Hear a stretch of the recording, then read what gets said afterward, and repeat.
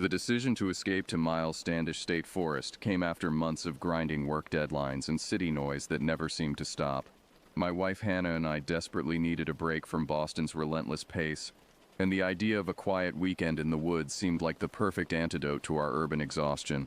I spent hours researching cabin rentals, comparing prices and amenities, reading every review I could find. Most were either too expensive or too remote, but then I found it. A modest cabin near one of the forest's heart-shaped ponds, reasonably priced, and with access to multiple hiking trails. The photos showed a rustic but comfortable space with a stone fireplace and a wraparound porch. Perfect. Look at this place, I said to Hannah, turning my laptop toward her as she chopped vegetables for dinner. She wiped her hands on a dish towel and leaned in, squinting at the screen. It's cute, she admitted. How far from civilization? About 90 minutes south. Close enough to Plymouth if we need anything, but far enough to actually feel like we're getting away. She nodded slowly, that familiar cautious optimism crossing her face. Hannah had grown up in the suburbs, and never quite trusted nature the way I did. But she trusted me, and that was enough. We booked it for the following weekend, Friday through Sunday in early October, when the leaves would be at their peak color and the air would have that perfect autumn crispness. I made lists of hiking trails to explore, restaurants to try in Plymouth, and supplies we'd need for the cabin. Hannah focused on meal planning and making sure we had enough bug spray and sunscreen. The drive down was beautiful, winding through small Massachusetts towns with their white church steeples and village greens. As we turned off Route 3 and headed deeper into the forest, the trees closed in around us, forming a tunnel of gold and crimson leaves.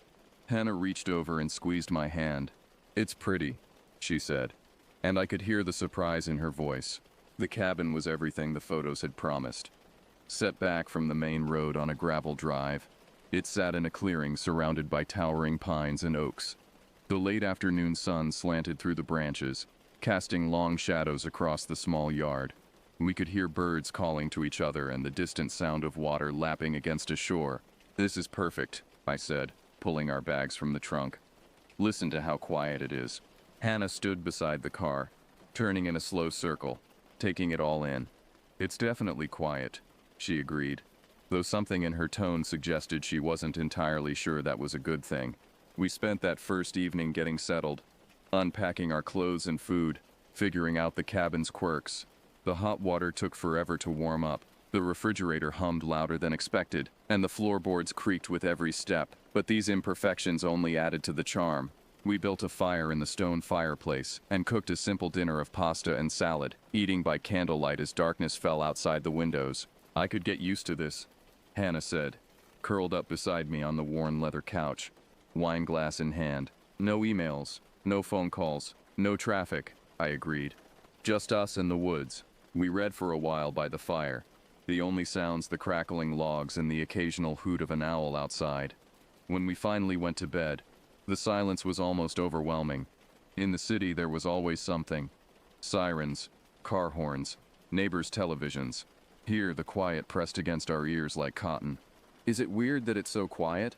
Hannah whispered in the darkness. "You'll get used to it," I assured her, pulling her close. "By tomorrow night you won't even notice." Saturday dawned clear and cool. Perfect hiking weather. We ate breakfast on the porch, scrambled eggs and toast and strong coffee, then set off to explore the trails. The forest was alive with color and movement. Squirrels chattered at us from the branches. Chipmunks darted across the path, and birds we couldn't identify sang from hidden perches. We hiked for hours, stopping frequently to admire a particularly vibrant maple or to peer into a crystal-clear stream. For lunch, we spread a blanket near College Pond and unpacked our picnic, sandwiches, fruit, cheese and crackers, bottles of water. Other hikers passed by occasionally, nodding hello, but mostly we had the spot to ourselves. The sun sparkled on the water, and a great blue heron stood motionless in the shallows, waiting for fish. "I'm glad we came," Hannah said, lying back on the blanket, her face turned up to the sun. "Me too," I said, meaning it completely. All the stress of our regular lives seemed very far away. That evening we built another fire and cooked hot dogs and hamburgers on the grill outside, laughing as the smoke kept following us no matter where we stood. We made s'mores for dessert, getting marshmallow and chocolate everywhere. acting like kids at summer camp. As darkness fell, we sat on the porch in the old rocking chairs, listening to the night sounds beginning: crickets, frogs from the pond, the rustle of small animals in the underbrush. "It's different at night," Hannah observed, pulling her sweater tighter around her shoulders. She was right. The cheerful, welcoming forest of the daytime had transformed into something more mysterious, more primal. The darkness beyond our porch light was absolute, and every small sound seemed amplified. But it was thrilling in its way, a reminder of how removed we were from our usual environment. "Different doesn't mean bad," I said, reaching over to take her hand. "It's just authentic. This is what night is supposed to be like, without all the artificial light." She squeezed my fingers but didn't look entirely convinced. Sunday started much like Saturday. Another perfect autumn day. Another hearty breakfast. Another hike through the painted woods. But we'd made reservations for dinner at Mirbeau, a fancy restaurant at a spa complex just south of Plymouth. And Hannah was excited about dressing up after 2 days in hiking clothes. "Should we get a taxi?" she asked as we got ready. "So we can both have wine?" I considered it, but something made me hesitate. Maybe it was the winding country roads, or the thought of finding a taxi willing to come all the way out to the state forest. "I'll drive," I decided. "You can have my share of the wine. I want to be fresh for our last day tomorrow anyway." She kissed my cheek. My hero. The restaurant was everything we'd hoped. White tablecloths, candlelight, impeccable service. We ordered the 3-course prix-fixe menu, and Hannah selected a bottle of Pinot Noir that the sommelier recommended. The food was exquisite: butternut squash soup, rack of lamb, chocolate soufflé, but I enjoyed watching Hannah enjoy the wine even more. She savored each sip, closing her eyes and making little sounds of appreciation. "This is so good," she said, holding her glass up to the candlelight. "Are you sure you don't want any?" "I'm sure. Someone has to drive us home safely." By the time we finished dinner, she'd had most of the bottle, and her cheeks were flushed pink. She giggled as I helped her into her coat, leaning heavily against me. "I love you," she said, somewhat louder than necessary. Several other diners smiled at us. "I love you too," I said, guiding her toward the door. "Let's get you back to the cabin." The drive back was peaceful. Hannah dozed in the passenger seat, occasionally murmuring something I couldn't quite catch. The roads were empty, our headlights cutting through the darkness, occasionally catching the reflected eyes of some animal at the forest's edge. I drove carefully, mindful of the curves and the possibility of deer. Back at the cabin, Hannah was barely conscious. I practically carried her inside, helped her out of her dress and into pajamas, and tucked her into bed. She was snoring before I'd even finished brushing my teeth. I smiled at her sleeping form as I climbed into my side of the bed. The wine had hit her harder than either of us expected, but she'd earned the chance to let loose. Tomorrow we'd pack up and head back to reality. But tonight, we were still in our little forest retreat. I set my phone alarm for 7:30 and placed it on the rustic wooden nightstand. The cabin settled around us with small creaks and sighs, and I closed my eyes, ready for sleep. The sound entered my dreams first, incorporating itself into whatever narrative my sleeping mind had constructed. But gradually, insistently, it pulled me toward consciousness. My hand reached automatically for my phone, thinking it was vibrating against the wooden nightstand. But the device was still and dark. The sound continued, a soft, deliberate scratching against wood. I lay still, fully awake now, trying to locate the source. It was coming from outside, from the wall right beside my head. Scratch, scratch, rhythmic and purposeful. My first thought was entirely rational. Some animal was out there, probably a raccoon or opossum, doing what animals do. They scratch trees and wood to mark territory, sharpen claws, search for insects. Nothing unusual about that in a forest full of wildlife. The scratching paused, then resumed, and I tried to picture what might be making it. The sound was too deliberate for a small creature like a mouse, too controlled for something pawing randomly at the wall. Maybe a porcupine.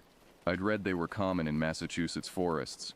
I turned my head to look at Hannah, still dead to the world, her breathing deep and even. The wine had done its job too well.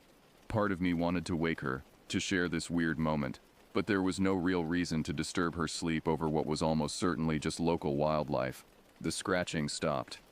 I waited, holding my breath, but the silence stretched on. Whatever it was had moved on, and I settled back into my pillow, already crafting the story I'd tell Hannah in the morning about our nocturnal visitor. Then it started again, but higher up the wall. This gave me pause. The first scratching had been roughly at the level of my head as I lay in bed. This new sound was at least a foot or two higher. What kind of animal climbs straight up a vertical wall while scratching? The image that formed in my mind was unsettling. Something larger than I'd first imagined. Something with the ability to climb. I sat up, listening intently. The scratching had a different quality now. More deliberate.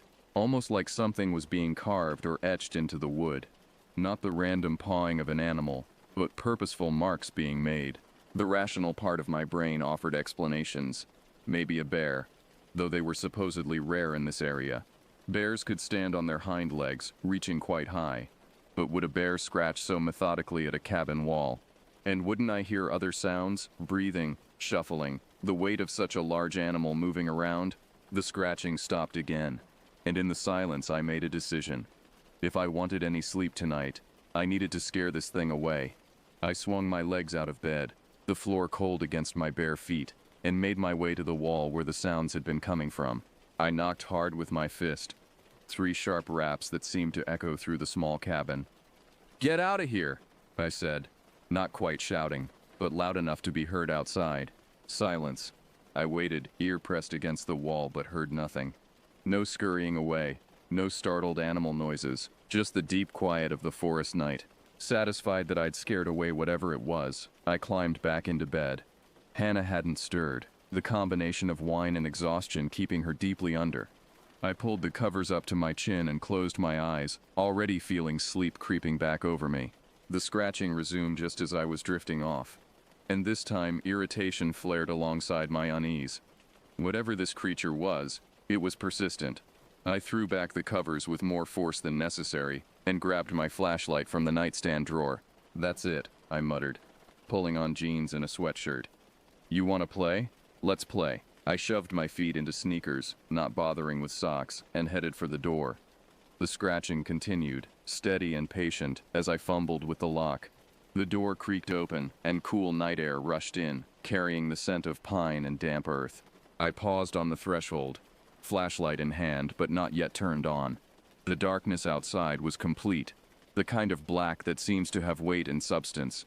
No moon, no stars visible through the canopy. Just an endless void beyond the small circle of light from the cabin windows.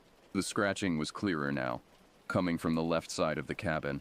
I clicked on the flashlight and stepped outside, the beam cutting a narrow path through the darkness. My feet crunched on the gravel path as I moved toward the sound, sweeping the light back and forth. "All right," I called out, trying to sound more confident than I felt. "Party's over. Time to move along." The scratching stopped instantly, and then I heard it. The sound that changed everything. Footsteps running away, but not the quick 4-beat pattern of an animal. These were bipedal footsteps, the unmistakable rhythm of something running on 2 legs. A person. The beam of my flashlight swung wildly as I spun around, trying to catch sight of whoever had been there, but they were already gone, crashed into the forest beyond the reach of my light. My heart hammered against my ribs as the full implications hit me. Someone had been standing outside our cabin in the middle of the night, scratching at the walls while we slept. Not an animal engaged in some instinctive behavior, but a human being with unknowable intentions. I stood frozen for a moment, flashlight beam trembling, ears straining for any sound of return. The forest had gone completely silent. No insects, no wind, nothing. Just my own ragged breathing, and the thunder of blood in my ears.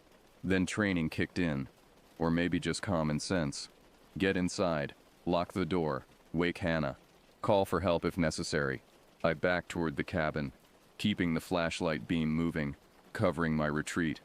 Once inside, I slammed the door and turned the deadbolt, then grabbed the first potential weapon I could find, a heavy cast iron skillet from the kitchen. "Hannah." I shook her shoulder, harder than I meant to. "Hannah, wake up," she groaned, turning away from me. "What? What time is it?" Someone was outside. A person, not an animal. They were doing something to the cabin wall. That got through the wine fog. Her eyes snapped open, suddenly alert. "What?" Dead serious. "Get your phone ready to call 911, if we need to." She scrambled for her phone while I positioned myself by the window, trying to see out into the darkness. The skillet felt reassuring in my grip, its weight substantial enough to do damage if necessary. "Should I call now?" Hannah whispered, thumb hovering over the emergency call button. "Not yet. Just be ready." They ran off when I went outside, but what?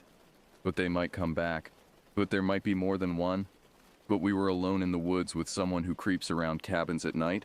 We sat in tense silence for long minutes, every small sound making us both jump.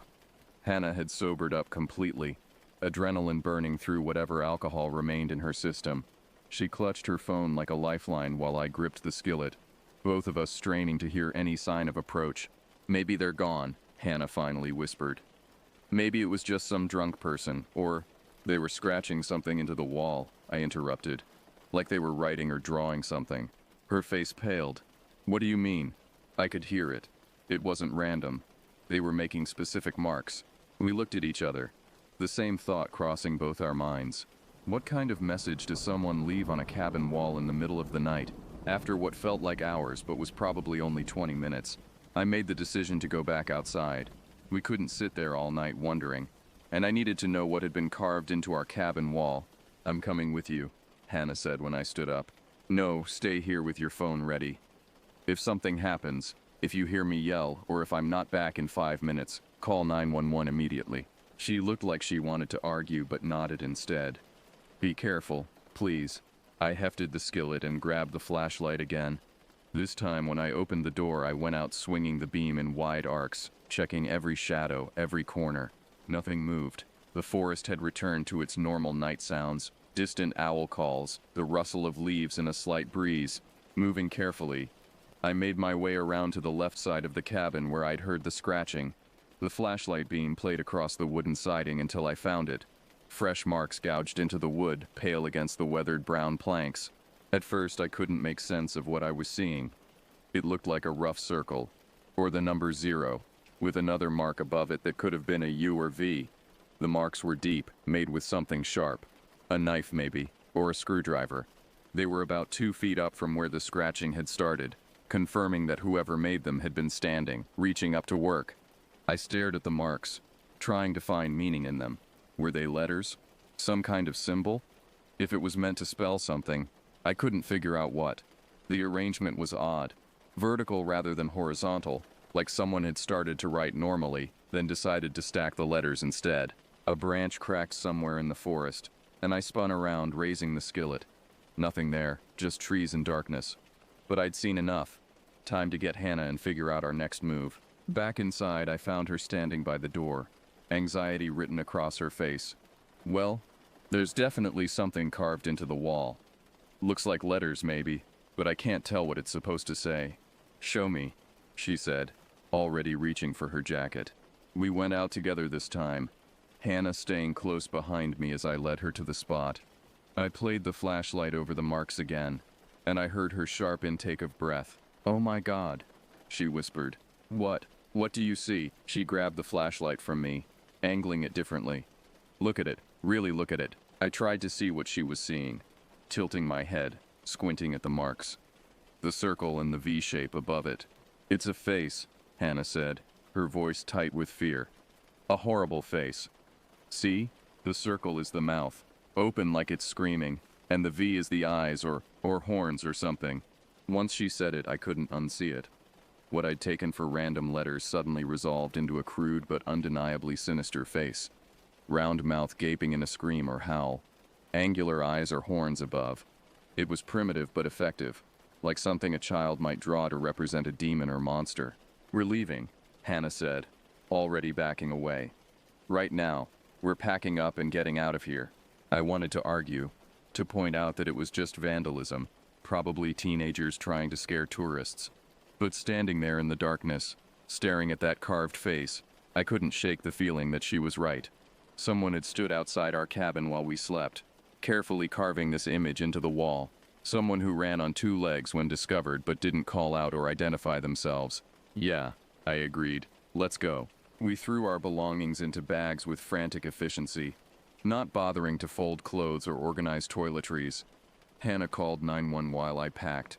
reporting the incident to a dispatcher who sounded skeptical, but promised to send a patrol car to check the area. They said it could be an hour or more before someone gets here, she reported, tossing her phone charger into her bag. Do we wait? No, I said immediately. We'll call them from the road. Let them know we left. She nodded, relief visible on her face. We'd both seen enough horror movies to know you don't stick around when things get weird. You don't investigate the strange noise. You don't split up to cover more ground. You get out while you can. We loaded the car in record time, making multiple trips but always together, neither willing to let the other out of sight. I kept the skillet with me, scanning the tree line while Hannah arranged bags in the trunk. Every shadow could hide someone watching, waiting. That's everything, Hannah said, slamming the trunk closed. I took one last look at the cabin, its windows glowing warmly in the darkness. It had seemed so welcoming when we arrived, so perfect for our weekend getaway. Now it felt contaminated, marked by someone whose intentions we'd never know. Let's go, I said, climbing into the driver's seat. The car started immediately, a relief, as some paranoid part of me had worried about cut brake lines or sugar in the gas tank. We pulled out of the gravel drive, headlights sweeping across the empty forest, and headed for the main road. Neither of us spoke for the first few miles. Hannah sat rigid in the passenger seat, frequently checking the side mirror as if expecting to see someone following us. I kept my eyes on the road but couldn't shake the feeling of being watched, of eyes tracking our retreat from hidden vantage points. Only when we reached the highway with its blessed streetlights and occasional passing cars did we both relax slightly. Hannah called the police again to let them know we'd left the scene, then called the cabin's owner to explain the situation. They're refunding our last night, she reported after a lengthy conversation, and they said not to worry about the damage to the wall. They've had some problems with vandalism lately, apparently. Problems with vandalism, I repeated. They might have mentioned that when we booked, right? Hannah shook her head. Though I guess it's not exactly a selling point. Come stay in our beautiful forest cabin, recently targeted by creepy vandals. We drove in silence for a while, the familiar sights of civilization gradually replacing the wild darkness of the forest. Gas stations, fast food restaurants, shopping centers. All the ugly, comforting signs of human presence we'd been so eager to escape just 2 days before. Do you think we overreacted? Hannah asked eventually. I considered the question. In the safety of the car, speeding away from the forest, it was easy to second-guess our decision. Maybe it had been teenagers playing pranks. Maybe the carved face wasn't meant to be sinister at all. Maybe we'd let fear get the better of us. But then I remembered the sound of those footsteps. Definitely human, running away into the darkness. The deliberate nature of the scratching. The fact that whoever it was had been there for who knows how long, while we slept, unaware and vulnerable. No, I said finally. I think we did exactly the right thing. We made it home to Boston just after 3 in the morning. Exhausted but relieved to see our apartment building, our doorman, the familiar urban landscape we'd been so eager to leave behind. Our apartment had never looked so welcoming, with its sturdy locks and neighbors on all sides and the constant reassuring noise of the city. Hannah called in sick to work Monday, and I did the same. We were both too wired and exhausted to focus on anything productive. Instead, we spent the day processing what had happened, going over the events again and again, trying to make sense of them. The more I think about it, Hannah said over afternoon coffee, the more I think it had to be someone who knew the cabin was occupied. Our car was right there. The lights were on earlier in the evening. It wasn't like we were trying to hide our presence, which makes it worse, I pointed out. They came anyway, knowing someone was inside. She shuddered. What do you think would have happened if you hadn't scared them off? It was a question I'd been trying not to think about. Would they have kept scratching? Tried to get inside? Or would they have finished their weird artwork and melted back into the forest, leaving us to discover it in the morning? The police called that afternoon to follow up. They'd sent officers to check the cabin and found the vandalism we'd described, along with some evidence of similar markings on other structures in the area. Definitely human-made, they confirmed, but no other useful evidence. They'd increased patrols in the forest and were working with park rangers to investigate.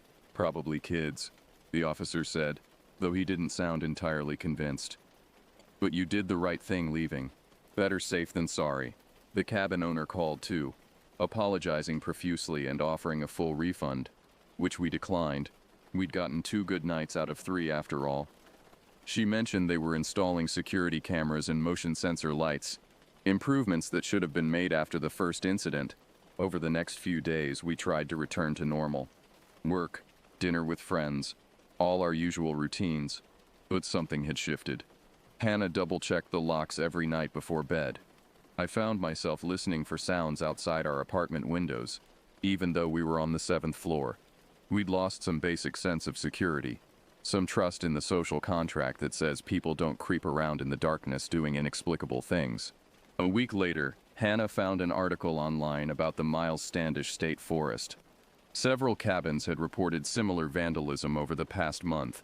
Strange symbols carved into walls, always at night, always when the cabins were occupied. Park officials were taking it seriously now, and there was talk of temporarily closing some of the more isolated rental properties.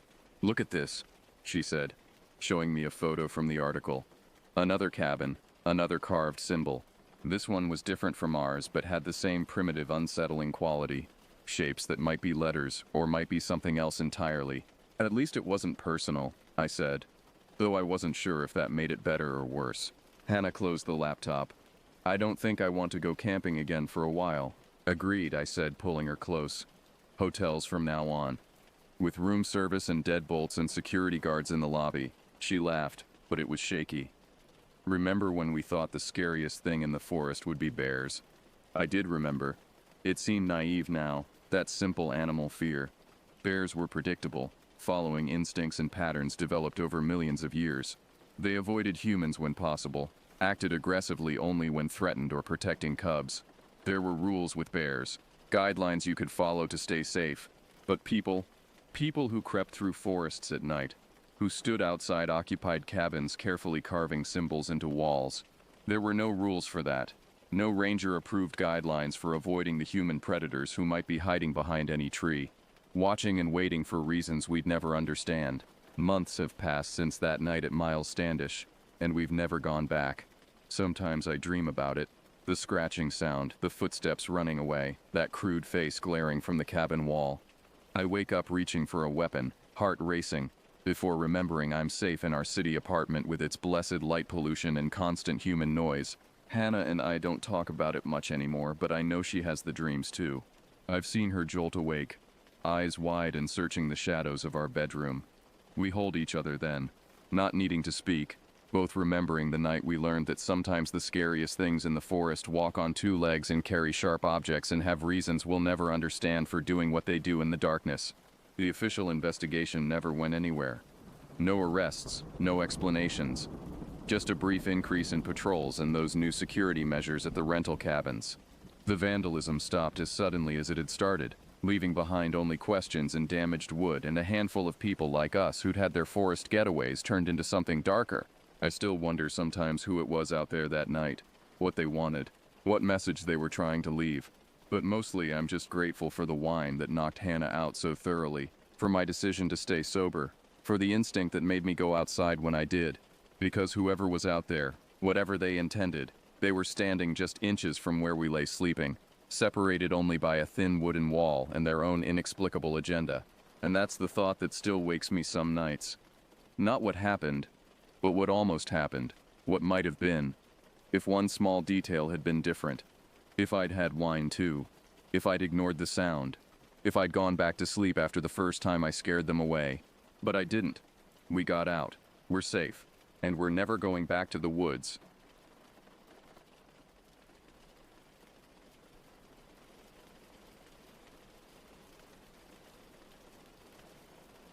This happened to me 7 years ago, back in 2018, when I was 24. The memories still wake me up sometimes, heart hammering against my ribs. I had been camping regularly for about 3 years by then, mostly in the remote wilderness of northern Idaho where the terrain demands respect. Bears roamed those forests, both black and grizzly, along with mountain lions and wolves. You had to know what you were doing out there, which kept most casual outdoor enthusiasts closer to civilization. I preferred the isolation. The popular trails near Coeur d'Alene attracted too many weekend warriors with their loud music and complete disregard for wilderness etiquette. So I researched deeper. finding forgotten paths through Forest Service maps and old hiking forums. The trail I selected that September weekend wound through dense pine forest along the foothills, eventually opening to a clearing with panoramic mountain views. According to my research, the nearest established trail sat 4 miles east, leading to a small alpine lake that might draw a few fishermen, perfect distance for solitude. The drive took 6 hours from Boise, the last 90 minutes on progressively rougher roads until I reached a weathered wooden sign marking the trailhead. No other vehicles occupied the small dirt pullout. Good. I shouldered my 60-pound pack, double-checked my bear spray placement, and started hiking. The trail showed minimal recent use. Fallen branches across the path, spider webs at face height, deer tracks but no boot prints in the occasional mud patches. 5 miles in, climbing gradually through Douglas firs and lodgepole pines, sweat soaking through my shirt despite the cool mountain air. The forest felt ancient here, untouched. Moss covered everything, and the only sounds came from birds and wind through branches. By late afternoon, I reached the clearing. It stretched maybe 200 feet across, bordered by dark forest on 3 sides, with a fourth opening to a spectacular view of distant peaks already catching golden sunset light. The grass grew knee-high, except for a few spots where previous campers had obviously pitched tents, though not recently. The compressed areas had mostly recovered. I chose a spot near the tree line on the western edge, far enough from the forest to see anything approaching but close enough to the trees for wind protection. Setting up my tent took 20 minutes, making sure everything was properly staked and the rain fly tight. Then I gathered stones from the forest edge, building a proper fire ring well away from the dry grass. I'd brought a small folding saw and spent another hour cutting dead wood from fallen trees, creating a good pile of various sizes for the night. With maybe 2 hours of daylight remaining, I organized my gear, hung my food bag high between 2 trees. Standard bear precaution, and filtered water from my bottles into my hydration reservoir. The temperature dropped noticeably as shadows lengthened across the clearing. Time to start the fire. Full darkness arrived by 8 o'clock. My fire crackled pleasantly, sending occasional sparks spiraling upward toward stars that emerged in stunning clarity. No light pollution for 50 miles in any direction. I'd eaten my freeze-dried beef stroganoff, cleaned everything meticulously. Again bears, and now sat on a log I'd dragged over, roasting marshmallows on a stick while absorbing the profound quiet. The mountains created their own weather patterns, and I watched clouds occasionally drift across star fields, temporarily hiding constellations before moving on. Somewhere far off, a great horned owl called. Then another answered from a different direction. The fire popped, sending up another shower of sparks. The footsteps started around 10:30. Deliberate crunching through forest debris too regular for any animal, coming from the north where the trail continued deeper into wilderness rather than back toward my car. I froze, marshmallow still extended over flames, staring into darkness beyond the fire's light. The steps continued, unhurried but purposeful, growing louder. A figure emerged at the edge of visibility. Male, average height, wearing a large backpack. The fire threw dancing shadows across his features, making details impossible to distinguish beyond a basic silhouette. He stopped maybe 30 feet away, just standing there, looking at me, then scanning my campsite, tent, gear, the single log I sat on. "Sorry," he said, barely above a whisper, like he didn't want to disturb something. Then he turned and walked back the way he'd come, footsteps gradually fading into the forest sounds. I sat motionless for several minutes after he disappeared, marshmallow now charred black and forgotten. Every camping encounter I'd experienced involved at least minimal interaction. Nice spot, or how's the trail, or mind if I camp nearby. This felt wrong. Why whisper? Why leave immediately? Where could he possibly be going at this hour? The logical part of my brain offered explanations. Maybe he got confused in the dark, thought this was a different campsite. Maybe he was looking for friends who'd camped here previously. Maybe he was embarrassed about intruding and just socially awkward. But something deeper, some primitive instinct, stayed alert. I tried returning to my previous relaxation, but the spell was broken. The forest felt different now. Watchful. Every small sound drew my attention. A pine cone falling, branches scraping together in the breeze. I added more wood to the fire, building it larger than necessary, pushing back the darkness. Around midnight, clouds moved in from the west, thick and low. swallowing stars systematically until only black void remained above. The temperature dropped another 10 degrees. I considered calling it a night, retreating to my tent, but something kept me by the fire. Maybe the lingering weirdness from the visitor. Maybe just not wanting to lie in the dark yet, ears straining at every sound. The second time, his approach was different. Faster, branches snapping, breathing audible even from a distance. No attempt at stealth. I jumped to my feet, hand instinctively going to the knife on my belt. He burst into the firelight from the same direction, and this time I could see him clearly. Dark hair hanging in greasy strands. Several days of beard growth, dirt smeared across his face and clothes. His eyes, that's what I remember most vividly. Wide, whites showing all around, but somehow vacant too, like he was seeing things that weren't there. His chest heaved from exertion. "Is everything okay?" I managed. "You should have found a campsite by now. It's past midnight." He stared at me, but his gaze kept sliding past my right shoulder, focusing on something in the darkness behind me. Quick glances, then back to my face, then over my shoulder again. "Are you lost? I have maps, a GPS unit, I can help." "No," he said, still breathing hard. "Just hiking. Didn't mean to bother you."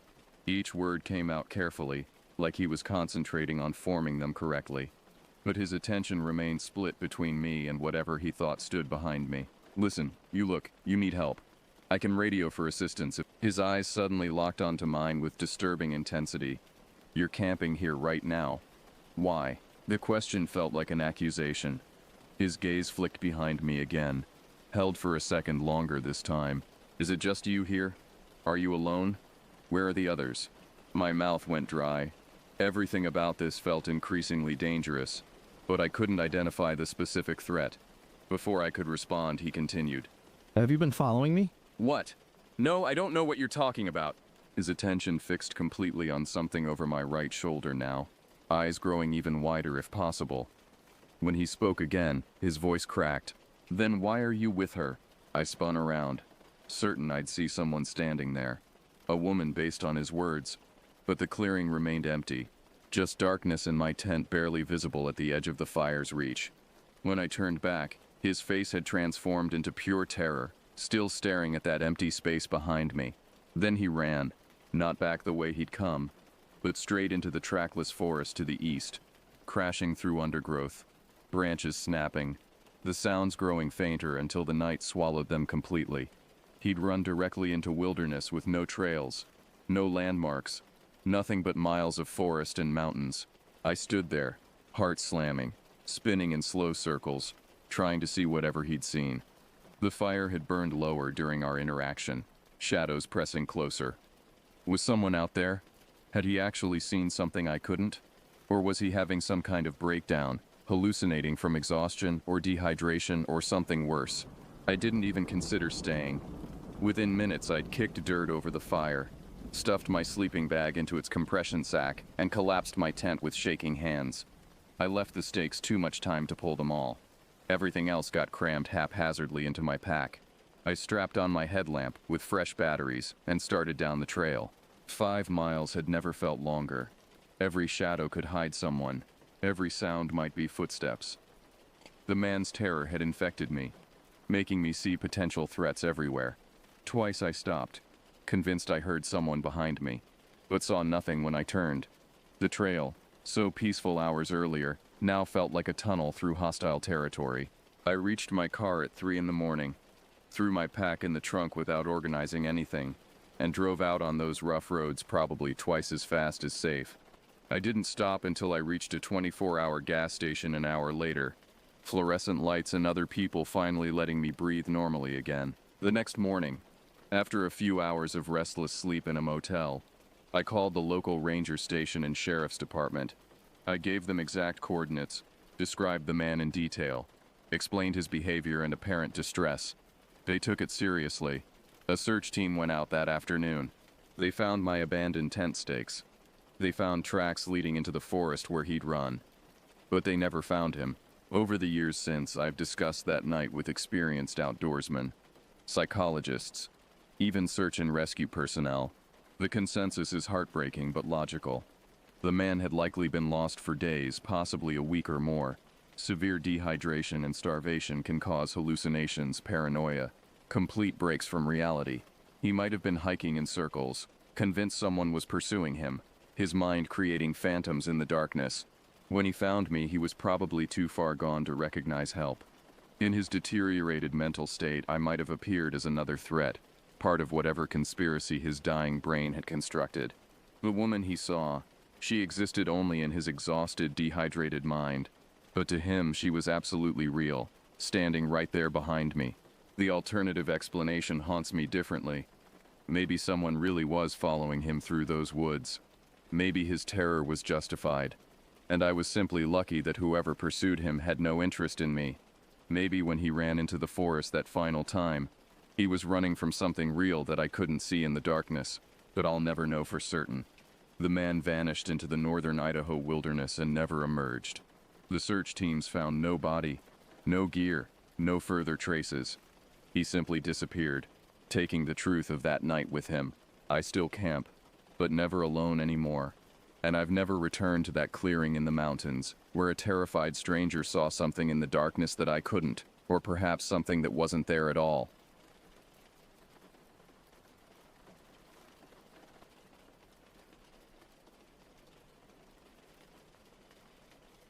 The emergency radio crackled to life at 11:47 p.m., jolting me from the Cherokee prayer I'd been quietly reciting by the dying embers of my campfire.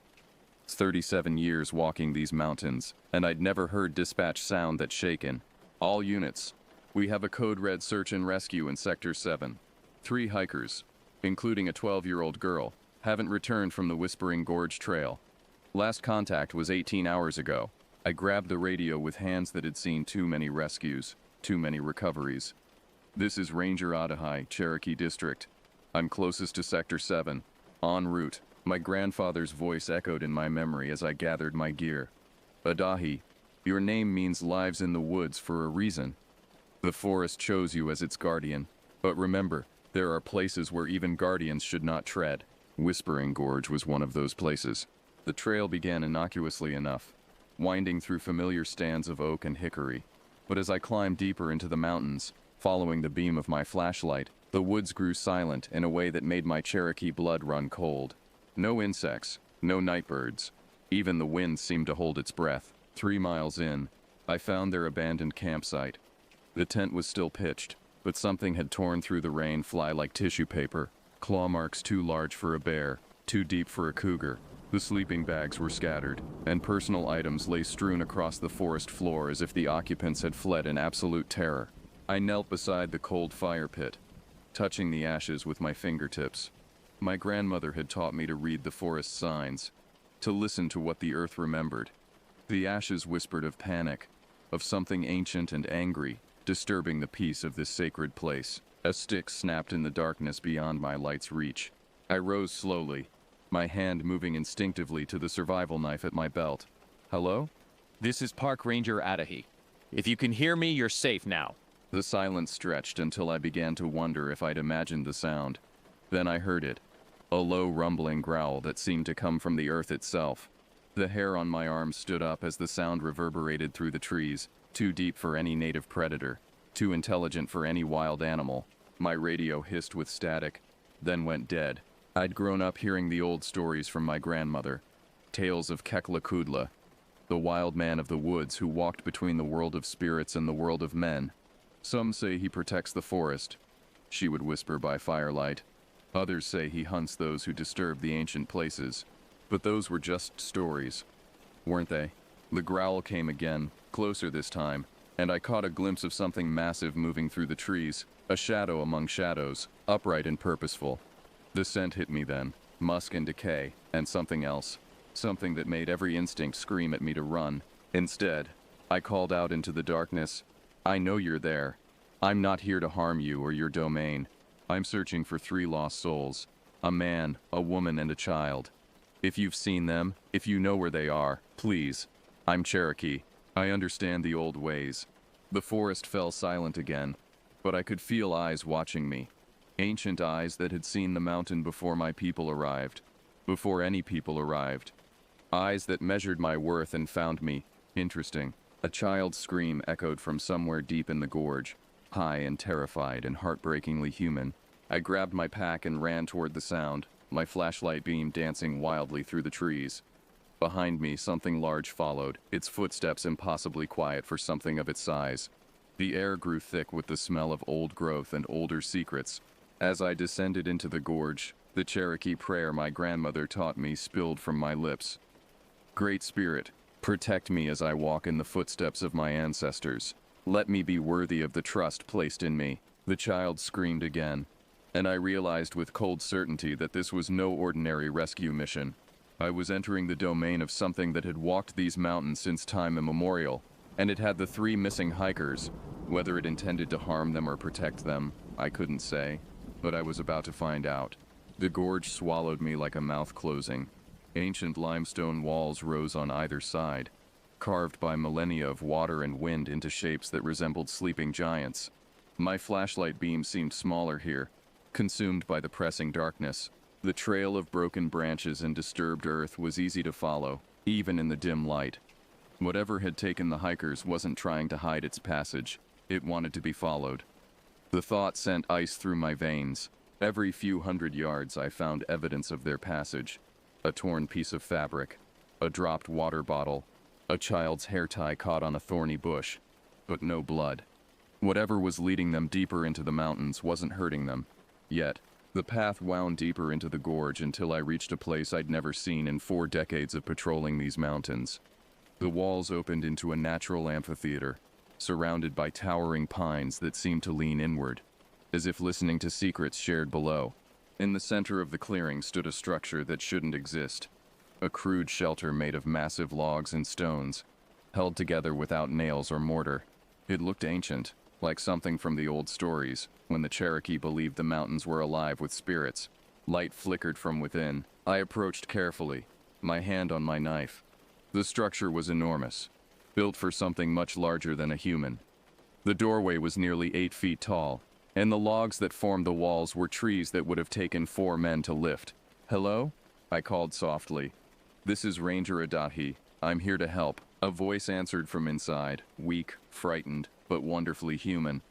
"Help us, please. It's been keeping us here." I ducked through the doorway and found them huddled in the far corner. A man in his 30s, a woman about the same age, and a girl who couldn't be more than 12. They were unharmed but terrified, their eyes wild with the kind of fear that comes from seeing something that shouldn't exist. "Are you hurt?" I asked, kneeling beside them. The man shook his head. "It brought us here. The thing. It's been bringing us food, water, but it won't let us leave. It just watches us." The woman grabbed my arm. "You have to get Emma out of here. Please. We don't matter, but Emma, everyone matters," I said firmly. "We're all leaving together. Can you walk?" The girl, Emma, looked up at me with eyes that had seen too much. "He's not bad," she whispered. "He's just lonely.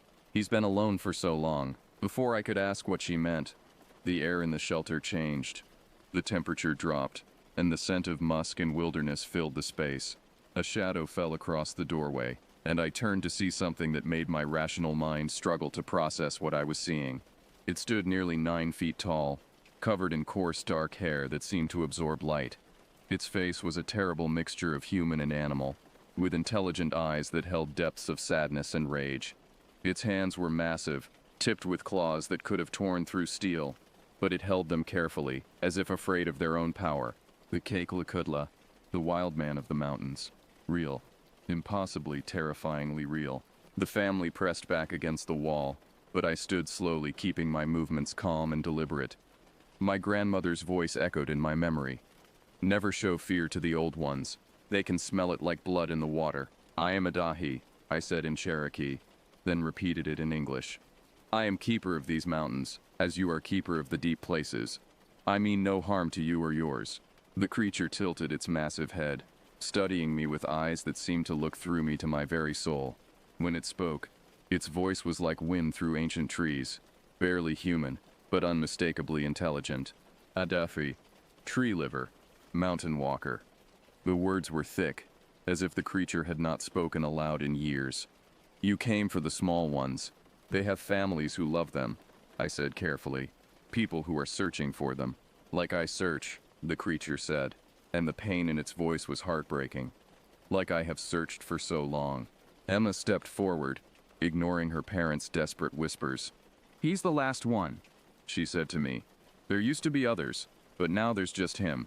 He's so lonely he can't stand it anymore." The creature looked down at the girl with something like gratitude. "The small one understands. The others," it gestured vaguely toward the entrance.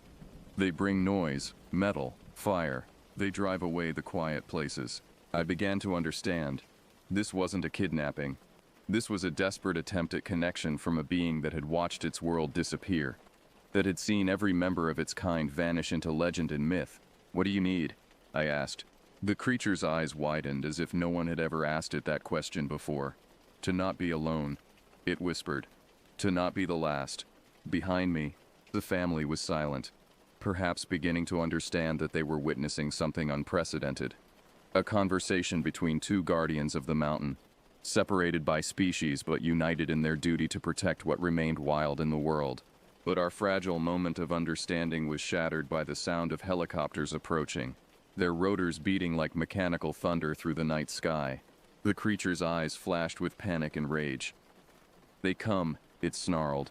"They come with guns and cages and death." The rescue teams had found us, and I realized with growing horror that they would see only a monster holding hostages, not a lonely guardian trying to protect the last wild places in a world gone mad with development and noise.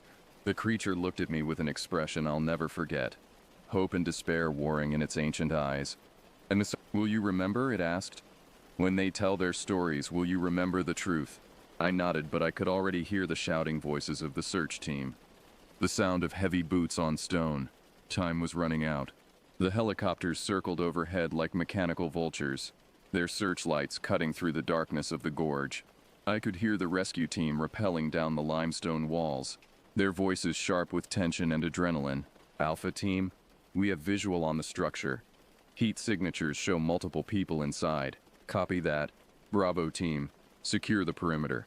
If this thing is as dangerous as reported, we don't want it escaping." The creature I found. I couldn't think of it as it anymore. Not after seeing the intelligence and pain in its eyes pressed itself against the back wall of the shelter. Despite its massive size, it seemed to shrink inward, like a wild animal cornered by hunters. "They will kill me," it said simply, its voice barely above a whisper. "They always kill what they do not understand." Emma broke free from her parents and ran to the creature, her small hand reaching up to touch its massive arm. "Run," she said urgently. "Please run. There are other places, other mountains." The creature looked down at her with something like wonder. "You would help me? You didn't hurt us," she said simply. "You took care of us. You're not the monster they think you are." The first flashlight beam swept through the doorway, followed immediately by the tactical team. "Freeze. Everyone down. Now." I raised my hands, stepping between the guns and the creature. "This is Ranger Adahi. The hostages are unharmed. Lower your weapons. Step away from the subject, sir. We have authorization to neutralize the threat." "There is no threat," I said firmly. But even as the words left my mouth, I knew they wouldn't listen. They saw only what they expected to see, a monster that needed to be destroyed. The creature looked at me one last time, and I saw acceptance in its eyes. It had lived for centuries, possibly millennia, watching its world shrink and its kind disappear. It was tired of running, tired of hiding, tired of being alone.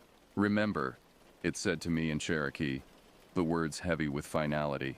Then it moved. Despite its size, the creature was impossibly fast.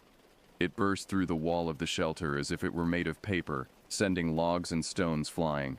The tactical team opened fire, but their bullets struck only empty air as the creature vanished into the darkness of the gorge. "Pursuit team, it's heading north toward the cliff face. Do not let it escape." But I knew they would never catch it. The creature had spent its entire existence evading detection, becoming a legend, a myth, a campfire story. It would disappear into the deep places where humans feared to tread, and the world would go on believing it was just another hoax, another tall tale. As the rescue team secured the area and prepared to evacuate the family, Emma looked back at me with eyes far too old for her 12 years. "Will you really remember?" she asked. "Always," I promised. 6 months later, I submitted my final report on the incident at Whispering Gorge. The official version spoke of 3 hikers who had become lost and disoriented, who had taken shelter in a natural cave formation and survived on rainwater and wild berries until rescue arrived. There was no mention of ancient guardians or creatures that lived between myth and reality. But late at night when I patrol the deep woods alone, I sometimes find offerings left on old stumps, fresh berries, clean water, small tokens of respect. And sometimes, just at the edge of my vision, I catch a glimpse of something large and watchful moving through the trees. The Cherokee believe that some stories are too important to die, even when the world stops believing in them. They say that as long as one person remembers, as long as one voice speaks the truth, the old ones will never truly disappear. I am that voice now. I am the keeper of a secret that the world isn't ready to hear.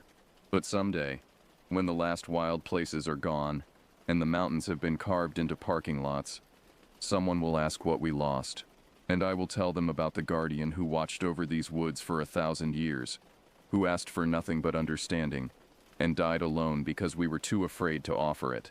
The Cherokee have a saying, "The land remembers everything." I pray that's true, because I may not always be here to remember for it. In the deep places of the mountains, something ancient and lonely continues its eternal vigil, waiting for a world that has forgotten how to listen to the old stories.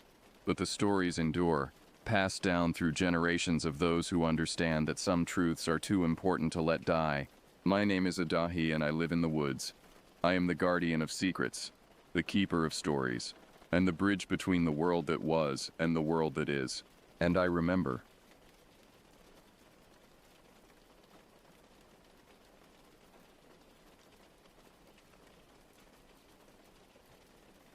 I grew up in Montana, where the mountains taught you to respect what you couldn't see. My father used to say the wilderness keeps its secrets, and a smart man doesn't go looking for them. I wish I'd listened. Before all this, I was normal. James Crawford, 28 years old, worked at a sporting goods store in Missoula, spent my weekends fishing the Blackfoot River, and tried not to think about the $67,000 in student loans crushing me, or the medical bills from my sister's cancer treatment that insurance wouldn't cover. I'd gone to college for forestry management, graduated right when the economy tanked, and ended up selling camping equipment to tourists who could afford the outdoor life I'd once dreamed of having. The stranger came into the store on a Tuesday in March. He didn't browse. He walked straight to the counter where I was restocking fishing lures and set down a business card. No name, just a phone number and a small emblem I didn't recognize. "You're James Crawford," he said. Not a question. "Can I help you?" I asked, already uneasy. "You can help yourself. We've reviewed your military record. 4 years Army Rangers, 2 deployments, honorable discharge, expert marksman, wilderness survival training. You're exactly what we need." I'd left the service 3 years ago, burned out and tired of following orders that got good men killed. I'm not interested in contracting work. This isn't contracting, this is domestic. Special retrieval operations. When people go missing in federal lands under unusual circumstances, we go in and find them, or find out what happened. That's what park rangers and search and rescue do, not when the circumstances are complicated. He slid a folder across the counter. Last year, 1,657 people vanished in national parks and forests across 5 states. No bodies, no evidence, no explanation. The official reports say they got lost, fell, attacked by animals. But there are patterns the public doesn't see. Against my better judgment, I opened the folder. Missing persons reports, all with similar details. Experienced hikers, good weather, vanished without a trace. But it was the incident reports that made my skin crawl. Strange symbols carved in trees. Entire search parties hearing voices calling from the woods. Equipment failures, compasses spinning wildly. "What do you think is happening to these people?" I asked. "That's what you'll help us find out. 6-month contract, $180,000. Full benefits, combat bonus for hazard pay. Plus we clear your debts. All of them. Student loans, medical bills, everything." I looked at him sharply. "How do you know about those?" "We know everything we need to know, James. Question is, do you want to keep selling fishing rods, or do you want to actually fish again without wondering if the bank will take your truck?" I hate that it was the money that convinced me. I hate that I was desperate enough to ignore every warning sign. But I called the number that night, and 2 weeks later I was at a classified facility in Northern Virginia, meeting the team I'd spend the next 6 months with. The unit was small. 16 operators, all former military, all with wilderness experience. Our commander was a man in his 50s named Robert Stone, built like a bear and twice as mean. He'd been special forces for 20 years before whatever happened that brought him here. He didn't talk about it. "Listen up," Robert said on our first day. "You're not soldiers anymore. You're not law enforcement. You're ghosts. Officially, this unit doesn't exist. If something happens to you in the field, there's no cavalry coming. You understand?" We understood. Our job is simple. People go missing. We go in. We find them, or find out what took them. Most of the time, it's mundane. Lost hikers, accidents, the occasional murder. But sometimes, he paused, his weathered face grim. Sometimes it's not mundane. Sometimes we find things that don't fit the official explanation. When that happens, we document it, contain it if possible, and keep our mouths shut. Clear. Over the next 2 weeks we trained. Not just combat and survival, but protocols for dealing with situations I thought only existed in campfire stories. How to identify territorial markings. What to do if your equipment starts malfunctioning near certain geological formations. How to navigate when compasses fail. Why you never under any circumstances answer voices calling your name in the woods after dark. I got to know the team. There was Aiden, a former Marine sniper from Oregon who never smiled. Hunter, who'd been Army like me, kept trying to rationalize everything with logic that never quite fit. John was our medic, quiet and competent. Mason had been Air Force pararescue, the kind of guy who'd jump out of a helicopter into a forest fire to save someone. Ryder was our tech specialist, could make a radio work with duct tape and prayer. William had been a park ranger before joining, knew the wilderness better than any of us. Logan was former SEAL, cocky but skilled. Colton was the youngest, barely 25, eager and terrified in equal measure. Jackson was built like a linebacker and had the scars to prove he'd survived things that should have killed him. Brooke was one of 3 women on our team, former Army intelligence, and the smartest person I'd ever met. Charles was our second in command, Robert's right hand, and had the 1,000-yard stare of someone who'd seen things he couldn't unsee. Grayson was a tracker, could follow a trail through rock if he had to. Wade handled explosives, and had the nervous energy of someone always ready to run. Axel was quiet, read poetry in his downtime, and could kill you 12 different ways with his bare hands. The others I'd get to know later, in the field where it mattered. Our first assignment came in April. A group of 5 hikers had vanished in the Huron-Manistee National Forest in Michigan 3 days ago. The Park Service had searched, found nothing. Local sheriff suspected foul play but had no leads. We had 48 hours to deploy. "This is probably nothing," Robert told us at the briefing. "But there are some inconsistencies in the witness statements. The last person to see them said they were heading toward an area locals avoid, said it has a bad reputation." "What kind of reputation?" I asked. Robert looked at me. "The kind that keeps people alive." We loaded into 2 black SUVs and drove through the night. I sat in the back watching the landscape change from highway to back roads to Forest Service roads that barely deserved the name.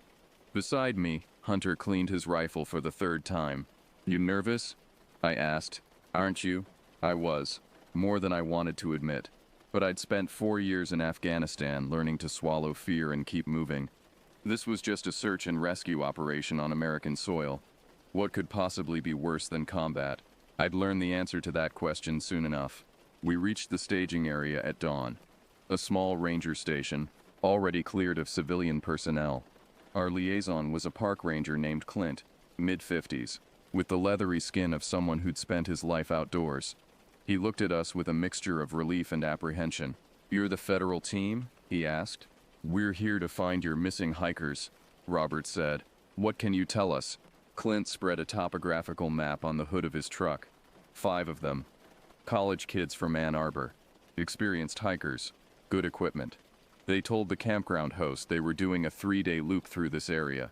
He circled a section of the map with his finger. Search and rescue found their camp on day 1. Tents still up. Food still in the coolers. Personal items untouched. No signs of struggle. No blood. Nothing. It's like they just stood up and walked away. And nobody heard anything? Mason asked. The next nearest campers were 2 miles south. Said they heard singing around midnight.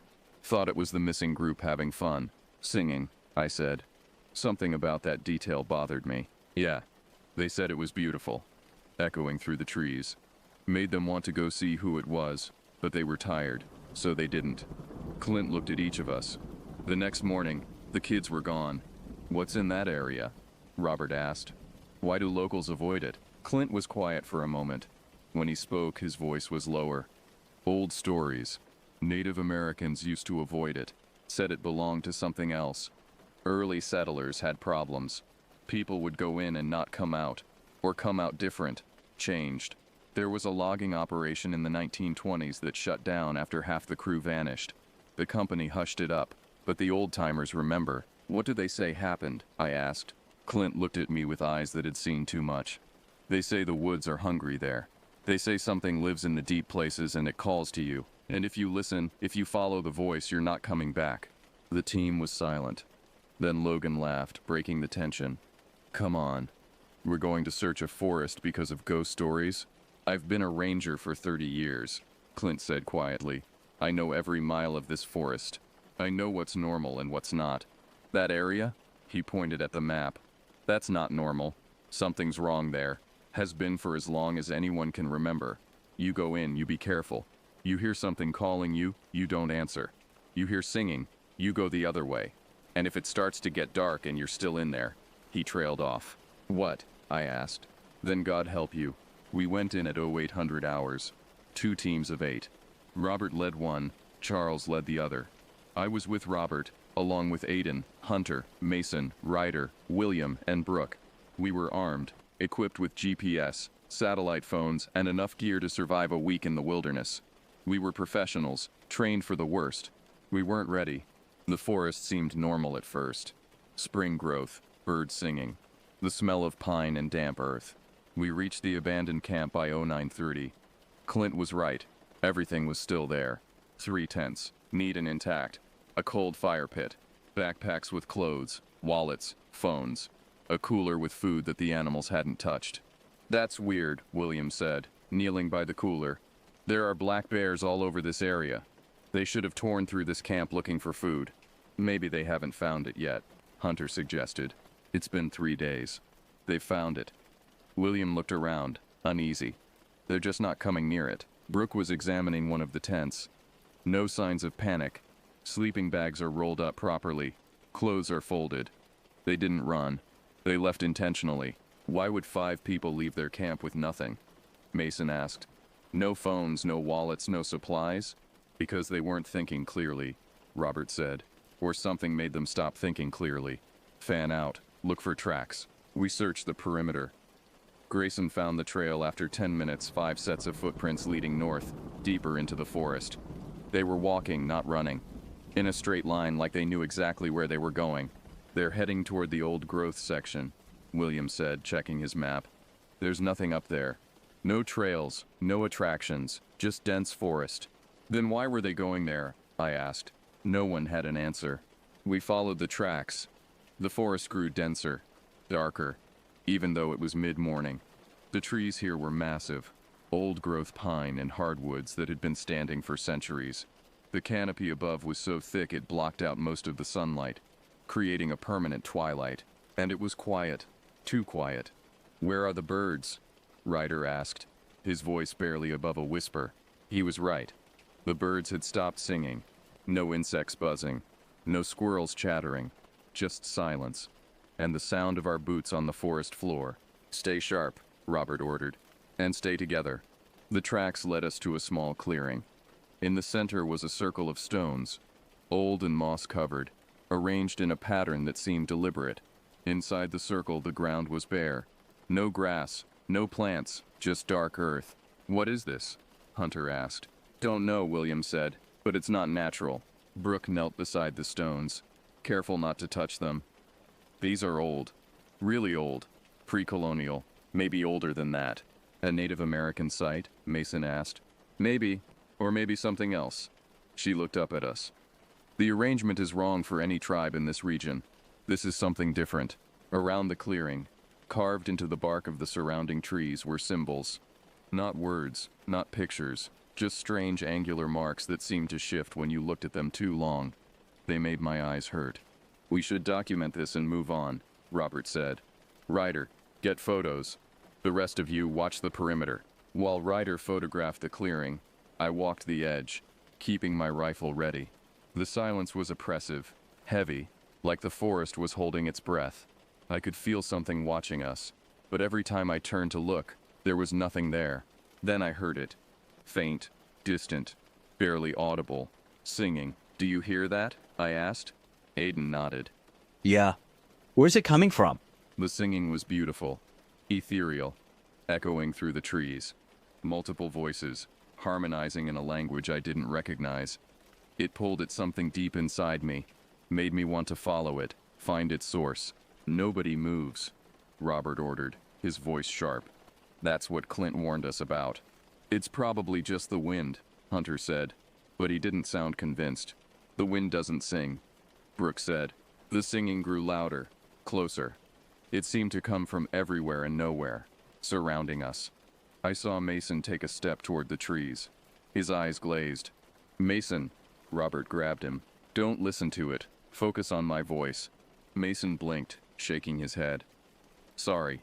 I thought I heard my mother calling me." "It's not your mother," Robert said. "Whatever's making that sound, it's not human. Everybody, put in your earplugs, now." We'd been issued high-quality earplugs during training, the kind that block specific frequencies while still allowing you to hear normal speech. I fumbled them out of my pocket and jammed them in my ears. The singing became muffled, distant, easier to ignore. "We need to keep moving," Robert said. "Find those hikers and get out." The tracks continued past the clearing, but they were different now. The footprints were closer together, overlapping, like the hikers had been stumbling. Every 50 yards or so, we found items they'd dropped. A jacket, a shoe, a watch. They were falling apart, William said. Whatever got them, it was happening fast. A mile past the clearing, we found the first body. It was a young woman, probably early 20s, lying at the base of a massive oak tree. Her eyes were open, staring up at the canopy. No visible wounds, no signs of violence. She looked peaceful, like she'd just laid down to sleep and never woken up. John checked her vitals, already knowing what he'd find. "She's gone. Body temperature suggests she's been dead about 48 hours. "What killed her?" I asked. "I don't know. No trauma. No obvious cause of death. I'll need to do a full examination back at base. But..." He looked at her face, disturbed. "She's smiling." He was right. There was a slight smile on her lips, serene and content. "Like she died happy." "Spread out," Robert ordered. "The others are probably nearby. We found them over the next hour." All 5 hikers, scattered through the forest. All dead, all with that same peaceful expression. No signs of struggle, no wounds, nothing to explain how 5 healthy young people had simply died. "This doesn't make sense," Hunter said. "People don't just die for no reason." "There's always a reason," Brooks said. "We're just not seeing it yet." Ryder was checking his GPS. "Boss, we have a problem. The GPS is acting weird. It says we're in 3 different locations at once." Robert checked his own GPS. "Mine too. Compasses. We all checked. The needles were spinning. Useless. We're lost," William said quietly. "We're not lost," Robert said. "We have the sun. We have the tracks we made coming in. We follow them back to the camp. But when we tried to follow our trail back, we found it had vanished. The broken branches we'd marked, the disturbed ground, all of it was gone. The forest looked untouched, like we'd never been there at all." "That's impossible," Mason said. "We walked this way less than 2 hours ago." "Clearly not impossible," Aiden said, scanning the trees. "We're being played with." "By what?" Hunter demanded. "There's no rational explanation for any of this." "Then maybe it's not rational," I said. The singing started again, louder now, even through the earplugs. It was all around us, coming from the trees themselves. The voices were different this time, no longer beautiful but hungry, demanding. "We need to move," Robert said. "Pick a direction and move fast." We headed what we thought was east, based on the position of the sun filtering through the canopy. But after 20 minutes of walking, we found ourselves back at the stone circle. Same clearing, same symbols on the trees. We walked in a circle, Logan said. "No," William said, his voice shaking. "Look at the trees. These aren't the same trees. The symbols are in different positions." He was right. The clearing was identical, but the surrounding forest had changed. Different trees, different layout. There's more than one circle, Brooks said. The whole forest might be filled with them. We're being herded, Aiden said. Something's driving us toward a specific location. Then we go the opposite direction, Robert said. We tried. We walked for hours but kept finding ourselves at stone circles. Sometimes the same one, sometimes different ones. We couldn't tell anymore. The forest had become a maze, and we were rats being guided through it. The sun was setting when we heard Charles on the radio. Robert, do you copy? Copy. What's your status? We're lost. GPS is dead. Compasses are spinning. We keep walking in circles. And boss, we found something. What? Bodies. Old ones. Dozens of them. Maybe more. They're arranged in patterns around a central structure. It looks like a well, but it's not filled with water. It's filled with static interrupted. Boss, we're hearing voices. The whole team is hearing voices calling our names. We need extraction now. What's your location? More static. Then screaming. Brief and sharp, cut off abruptly. Charles? Charles respond. Silence. Fuck, Robert said. He keyed the radio again. Charles. Anyone on Team 2 respond. Nothing. We stood in the darkening forest, listening to the singing that never stopped, knowing that 8 of our teammates had just vanished or died, and we had no idea where they were or how to help them. We need to find them, Mason said. We need to survive the night first, Robert said. Circle up defensive positions. Nobody sleeps. Nobody wanders off. And whatever you hear in the dark, whatever calls to you, you ignore it. Understood. We understood. We formed a tight circle, backs together, weapons out, and waited for night to fall. Full darkness came fast in the forest, like someone had thrown a blanket over the world. Our flashlights cut narrow tunnels through the blackness, revealing nothing but endless trees and our own growing fear. The singing never stopped, but it changed. Sometimes it was beautiful, sometimes it was horrible, sometimes it sounded like children, sometimes like old women, sometimes like something that had never been human. Always it was calling us, promising us things if we'd just follow the voices into the dark. I hear my daughter, Mason whispered. She's calling for her daddy. She needs me. Your daughter is in Virginia with your ex-wife, John said firmly. That's not her, but it sounds exactly like her. How can it sound exactly like her? Because it's in your head, Brooks said. It's pulling memories, using them against us. Don't listen. But it was hard not to listen. The voices knew things they shouldn't know. They called us by name, mentioned people we'd lost, places we'd been, secrets we'd kept. Every weakness, every fear, every regret, all of it was being weaponized against us. I heard my sister's voice, weak and tired like she'd been during chemotherapy. James, why didn't you visit more? I needed you, and you weren't there. That's not real, I said, but my hands were shaking. She knows I was there. She knows. Are you sure? Aiden asked. His face was pale, drenched in sweat despite the cool night air.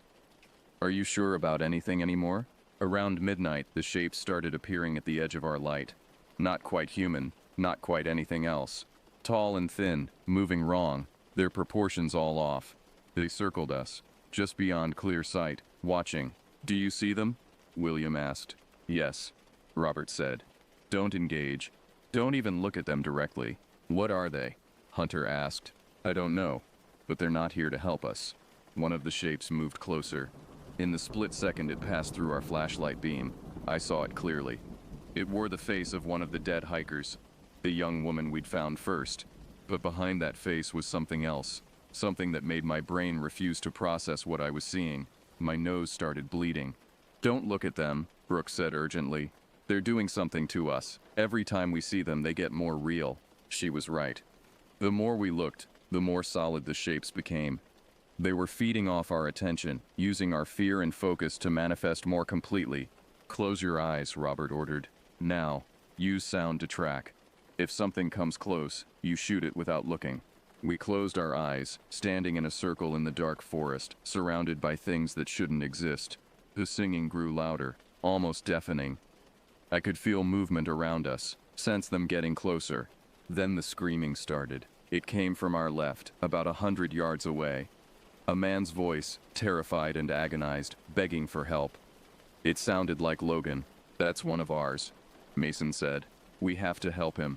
Nobody moves, Robert commanded. It's a trick. But what if it's not? What if Team 2 is out there? Then they're already dead, Robert said coldly. We're not sacrificing the living for corpses. The screaming went on for 5 minutes that felt like hours. When it finally stopped, the silence was worse. I don't know how long we stood there, eyes closed, listening to the forest breathe around us. Time lost meaning.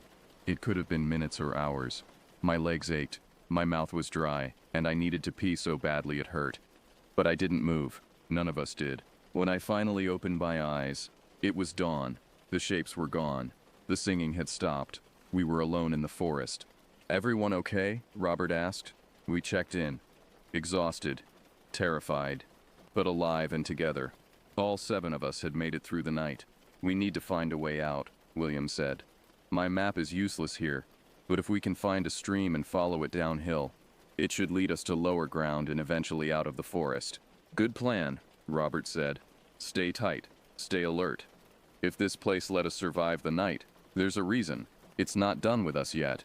We moved through the forest as the sun climbed higher, bringing a pale light that did little to warm us. Every tree looked the same. Every direction looked identical. It was like being trapped in a photograph that had been photocopied too many times. All the details blurred and wrong. Ryder was checking his equipment. Radio's dead. GPS is still haywire. Satellite phone won't connect. We're completely cut off. Then we navigate old school, Robert said. William, find us water. William studied the terrain, the trees, the slope of the land. There. I hear running water that way. We followed the sound and found a stream. Narrow but flowing. William tasted it, spit it out immediately. Don't drink this. There's something wrong with it. Tastes like decay. The water looked clear, but when I really examined it, I could see dark threads moving through it. Not dirt, not plants. Something alive. Downstream, Robert said. Move. We followed the stream for an hour.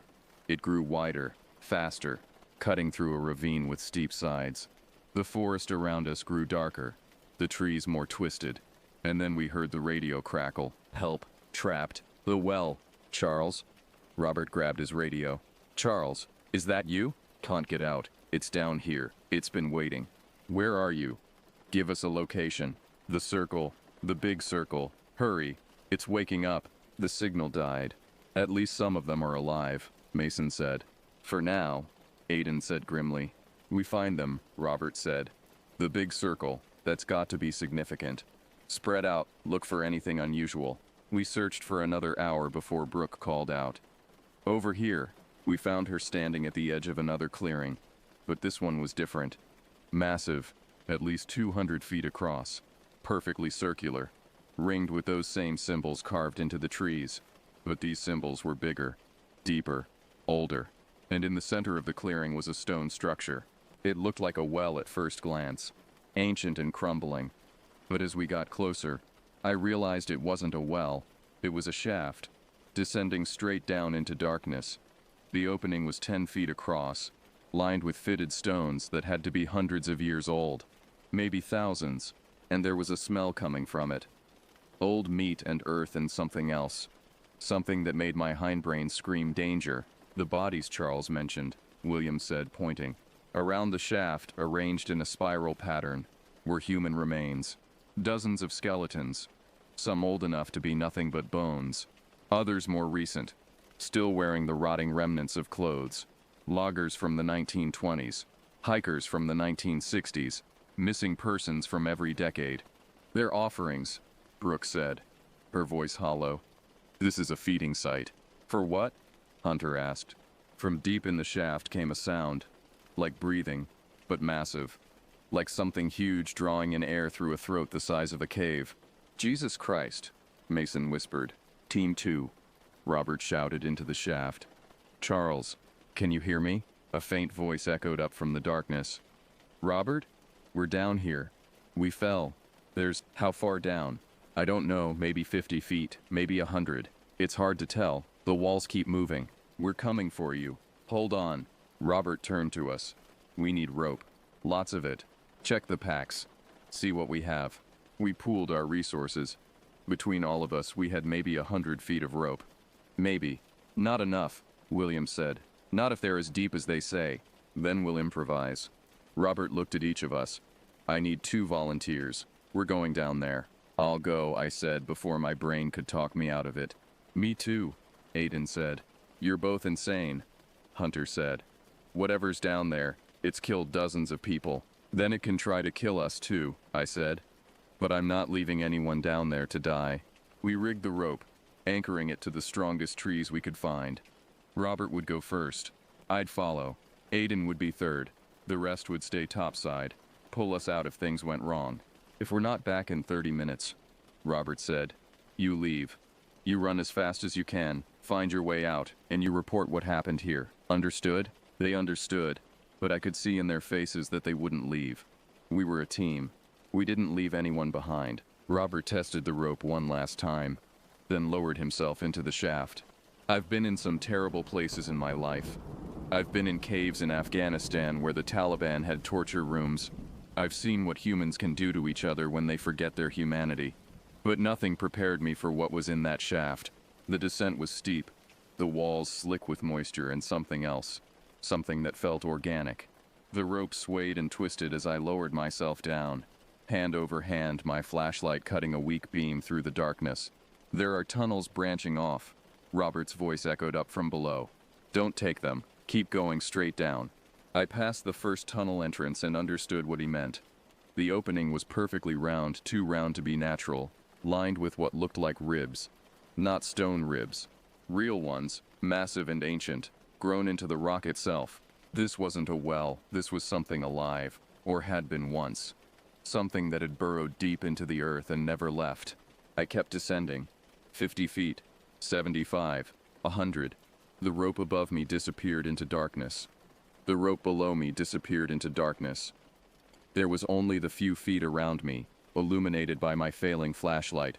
I'm at the bottom, Robert called up. There's a chamber down here. Bring Aiden but nobody else. This place won't hold more weight. I reached the bottom a minute later, my arms burning from the descent. Aiden was right behind me. We stood on what felt like packed earth. But when my flashlight swept across it, I saw the ground was made of bones. Thousands of them, compressed and layered until they formed a floor. The chamber was huge, maybe 50 feet across, with multiple tunnels leading off in different directions. And in the center, huddled together, were 5 members of Team 2. Thank God, Charles said when he saw us. His face was haggard, streaked with dirt and blood. We didn't think anyone would come. Where are the others? Robert asked. Charles's face fell. Gone. We fell down here yesterday afternoon. The walls, they moved, separated us. We heard Levi screaming from one of the tunnels. Then Caleb went to help him and didn't come back. Same with Clint. We've just been sitting here too scared to move. With Charles were Knox, Easton, Chase, and Henry. All of them looked shell-shocked, on the edge of breaking. We need to get out of here now, Knox said. There's something in these tunnels, it's hunting us. We're going up, Robert said. Same rope, one at a time, as fast as you can climb. There's not enough rope, Easton said. We measured. The shaft is at least 120 feet. Your rope won't reach. Then we climb as far as we can, and the team pulls us the rest of the way. Robert keyed his radio. Mason, you copy? Static. Mason. Respond. Nothing. The radio doesn't work down here, Charles said. We've been trying. Whatever this place is, it blocks signals. Then we climb and hope they're watching for us, Robert said. A sound echoed through one of the tunnels. A wet, sliding sound, like something huge moving through a space too small for it. And with it came that smell. Stronger now. Rot and age and hunger. It knows we're here, Henry whispered. It's coming. Move. Robert grabbed the rope and started climbing. Go, go, go. Charles went next, then Knox. I looked at the tunnel where the sound was coming from, and saw something shifting in the darkness. Something pale and glistening, too large to be anything that should exist. Climb. Aiden shoved me toward the rope. I grabbed it and started pulling myself up. Hand over hand, feet pushing against the walls. Below me, Easton was climbing. Below him, Chase. Below Chase, Henry and Aiden. The sound grew louder. The whole shaft shook, dust and small stones falling from above. My flashlight beam swung wildly, and for a moment it illuminated the thing in the tunnel. I wish I hadn't seen it. I wish I could forget it. But it's burned into my memory, behind my eyelids every time I close my eyes. It was huge and pale, segmented like a worm but with too many limbs, too many mouths. Its skin was translucent, showing organs and bones that had once been human, absorbed into its mass. And it was fast. It lunged from the tunnel, and Henry screamed as it grabbed him, pulling him off the rope. Aiden fired his rifle, the shots deafening in the enclosed space. The thing recoiled, dragging Henry into the darkness. His screams echoed for a long time, then stopped abruptly. "Keep climbing," Aiden yelled. We climbed like our lives depended on it, because they did. The rope burned my hands. My shoulders screamed, but I didn't stop. Chase was next. The thing came back, faster this time, angry. It shot up from below like a striking snake and caught Chase around the waist. He had time for one scream before he was gone. "Shoot it," Easton yelled, firing down into the darkness. But our bullets just made it angrier. It slammed against the shaft walls, and I felt the ancient stone begin to crack. "The shaft is collapsing," I yelled. We were 100 feet up, and the rope ended 10 feet above me. I could see the lip of the shaft, see Mason and William reaching down. "Jump," Mason yelled. "We'll catch you." Robert went first, leaping up and grabbing Mason's outstretched hand. They pulled him up. Charles went next, catching William's hand. Knox jumped, missed and fell. He managed to grab the rope as he dropped, dangling by one hand 100 feet above death. Below him, the thing was climbing the shaft, moving impossibly fast. "Pull him up," I screamed. They pulled, and Knox scrambled up and over the edge. Easton went next, then me. I jumped, felt hands grab my arms, drag me onto solid ground. "Aiden." I reached back down. He was right there, 20 feet below, climbing fast. The thing was right behind him, close enough that I could see the dozens of eyes dotting its body, all of them fixed on him with terrible intelligence. "Come on." I extended my hand as far as I could. Aiden jumped, his fingers brushing mine. I grabbed his wrist, but his weight and momentum were too much. We started to slide back toward the edge. Mason grabbed my belt. William grabbed Mason. Brooke grabbed William. Together we pulled, all of us screaming with effort. The thing's limb shot out and wrapped around Aiden's leg. He roared in pain as it began to drag him back down. "Don't let go," Aiden yelled. "I've got you." I tightened my grip until I thought my hand would break. Then Aiden did something that will haunt me forever.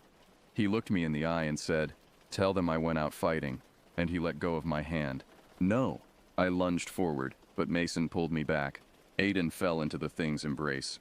It pulled him down into the shaft, and he fired his rifle until the magazine was empty. Never stopped fighting until the darkness swallowed him whole. The shaft collapsed a moment later, the ancient stones finally giving way. Dust and debris exploded upward, and we scrambled back, coughing and blind. When the dust settled, the shaft was gone, filled with rubble and earth, sealed like it had never been there at all. "How many?" Robert asked, his voice dead. "We lost Levi, Caleb, Clint, Henry, Chase, and Aiden," Charles said. 6 of 16. Jesus Christ. We stood in the clearing, surrounded by the bones of everyone who'd come here before us, and realized we were standing on a mass grave that had been feeding for centuries. "We need to leave," Brooke said. "Now. This place is still active. It'll call more people here." "She's right," William said. "We document what we found and we run." We ran. Through the forest, following the stream, ignoring the voices that called to us from the trees. We ran until our lungs burned and our legs gave out, and then we ran some more. The forest tried to turn us around, tried to lead us in circles, tried to trap us like it had trapped everyone else. But we'd learned its patterns. We recognized the stone circles, avoided them.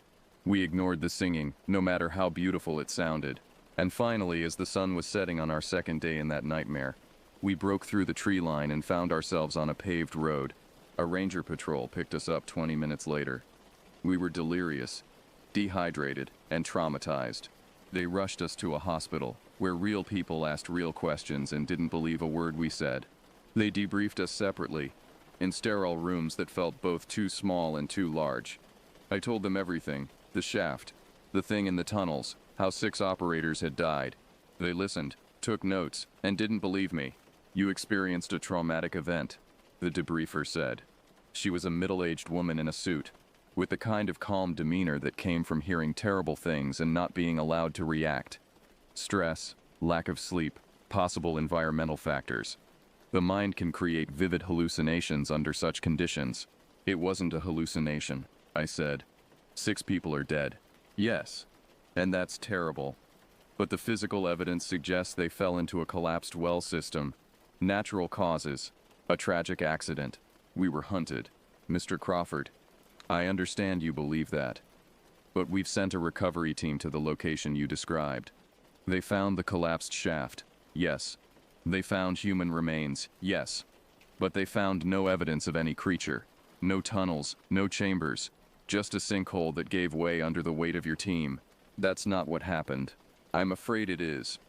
The official report will reflect that this was a search and recovery operation that ended in tragedy due to unstable geological formations. Your contract is terminated with full pay and benefits as promised. We appreciate your service. You're covering it up. She stood, gathering her papers. There's nothing to cover up, Mr. Crawford. Sometimes terrible things happen, and there's no monster to blame. Just bad luck and dangerous terrain. They kept us for 3 days. Medical observation and psychological evaluation. Then they released us, one by one, back into the world we'd left behind. I went home to Montana. My debts were cleared, as promised. I had money in the bank for the first time in years. I could afford to fish again, buy a better truck, think about a future. But I don't fish anymore. I can't stand being near the forest, and at night I still hear the singing. I tried to contact the others. Robert had disappeared.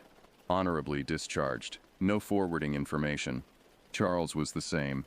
The survivors were scattered, reassigned, silenced in that polite government way that doesn't feel like silencing until you realize you're screaming into a void. Only Brooke responded. She called me one night, 3 months after Michigan. They found something, she said, her voice tight. They sent me the file by accident, then tried to recall it, but I saved it. What did they find? The shaft wasn't the only one. They used ground-penetrating radar on that forest and found 17 more. All of them collapsed. Sealed. And there are similar formations in Oregon, Pennsylvania, Wisconsin, and North Carolina. The exact locations we were scheduled to deploy to next. What are you saying? I'm saying that thing wasn't unique. I'm saying there are more of them, and they're feeding all across the country. And I'm saying our government has known about them for a very long time, and has chosen to do nothing except quietly clean up when they get too hungry. Why are you telling me this? Because you deserve to know, and because I'm going to Oregon next month. Not officially, just as a concerned citizen doing some hiking. That's suicide. Maybe. Or maybe someone needs to document the truth. Someone needs to make it too big to cover up. She paused. You don't have to come. You've done your part. But if you want to help, I'll think about it, I said. She gave me a location and disconnected. I've been thinking about it for 2 weeks now. I have the money to never work again, to live quietly and try to forget. I could fish the rivers, watch the mountains, grow old pretending that night in the forest never happened, but I see Aiden's face when I close my eyes. I hear Henry screaming. I remember Chase being dragged into the dark, and I know Brooke is right. Someone needs to document this. Someone needs to make the world see what's hiding in the deep places. Feeding in the dark, calling people to their deaths with beautiful voices and false promises. I bought a ticket to Oregon yesterday. Maybe I won't come back. Maybe I'll end up as just another set of bones arranged in a spiral around some ancient shaft. An offering to something that should have died when the world was young. But at least I'll die trying to save the next person who hears the singing and thinks it's just the wind. At least I'll die doing something that matters. The forest is hungry. It's always been hungry. And it will keep feeding until someone finds a way to stop it. I'm going to try to be that someone. Even if it kills me. Even if there's something waiting in those trees that's older than America. Older than humanity. Older than anything we have words for. I'm going anyway. Because someone has to. And maybe, if I'm very lucky and very careful, I'll survive long enough to warn everyone else. The woods are hungry. Don't answer when they call your name. Don't follow the singing, and if you're ever in Michigan, Oregon, Pennsylvania, Wisconsin, or North Carolina, and you find a clearing with stones arranged in a circle and symbols carved in the trees, run. Run as fast as you can, and don't look back, because something is watching. Something is waiting. And it's always, always hungry. Found in the personal effects of James Crawford, age 28, after his disappearance in the Mount Hood National Forest, Oregon, October 2024. Last seen entering the forest alone with camping equipment and extensive documentation gear. Search parties found his campsite abandoned. Equipment intact, no signs of struggle. GPS tracker showed he walked directly to a previously unmapped geological formation. Ground-penetrating radar later revealed it to be a collapsed shaft similar to those described in his account. His body was never found. This document was recovered from a laptop left in his tent. He is one of 1,847 people who have vanished in national forests across 5 states in the past 15 months. The pattern continues.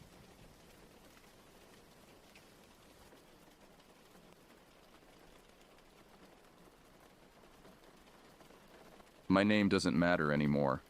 What matters is what I witnessed during my 15 years as a park ranger in the Superior National Forest of northern Minnesota, and why I'm writing this account from a locked room 3 states away, checking the windows every few minutes as darkness falls. I transferred to the Boundary Waters sector in late September, eager for the solitude that came with monitoring one of America's most remote wilderness areas. The previous ranger, a weathered man named Albert, spent our entire handoff meeting staring at the tree line beyond the station. When I asked him about wildlife concerns, he wrote down 3 words on a piece of paper, folded it, and told me not to read it until I'd been there a month. I laughed, thinking it was some kind of hazing ritual. That paper is burned now, but I remember what it said. Trust your instincts. The first 3 weeks passed uneventfully.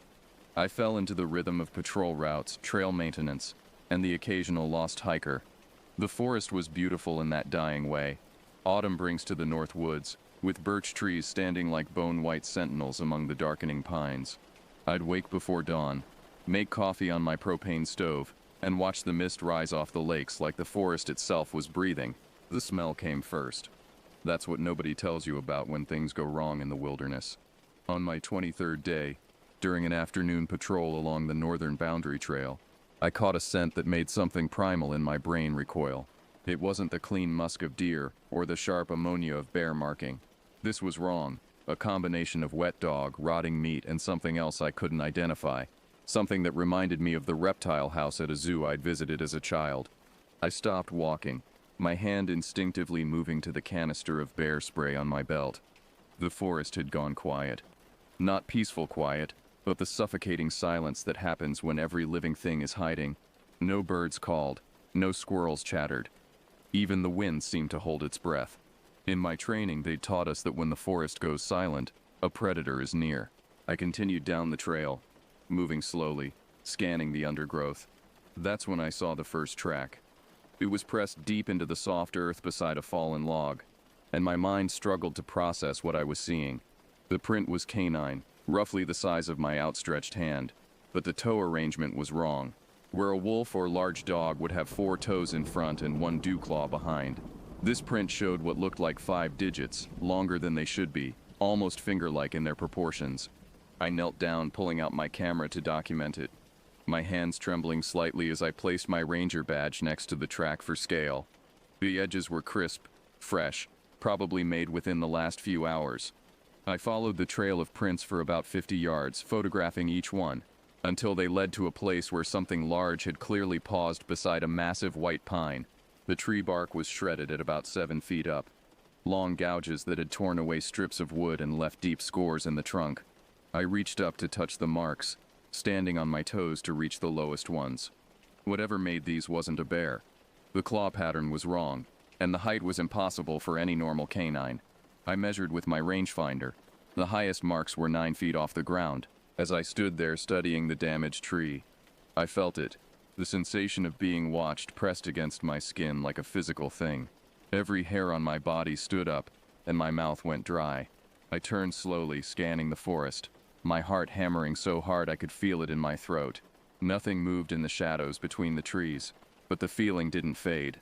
Something was out there, and it knew I'd found its marks. I backed away from the tree, keeping my eyes on the forest. and made my way back to the trail. I didn't run, though everything in me wanted to. Some deep instinct warned me that running would be a mistake. I walked steadily back toward the ranger station, 3 miles that felt like 30, with that crawling sensation of eyes on my back the entire way. That night, I uploaded the photos to my computer and spent hours searching online databases for similar tracks. The closest matches I found were in obscure forums and websites that looked like they'd been designed in 1998, places where people shared stories about something they called the Dog Man.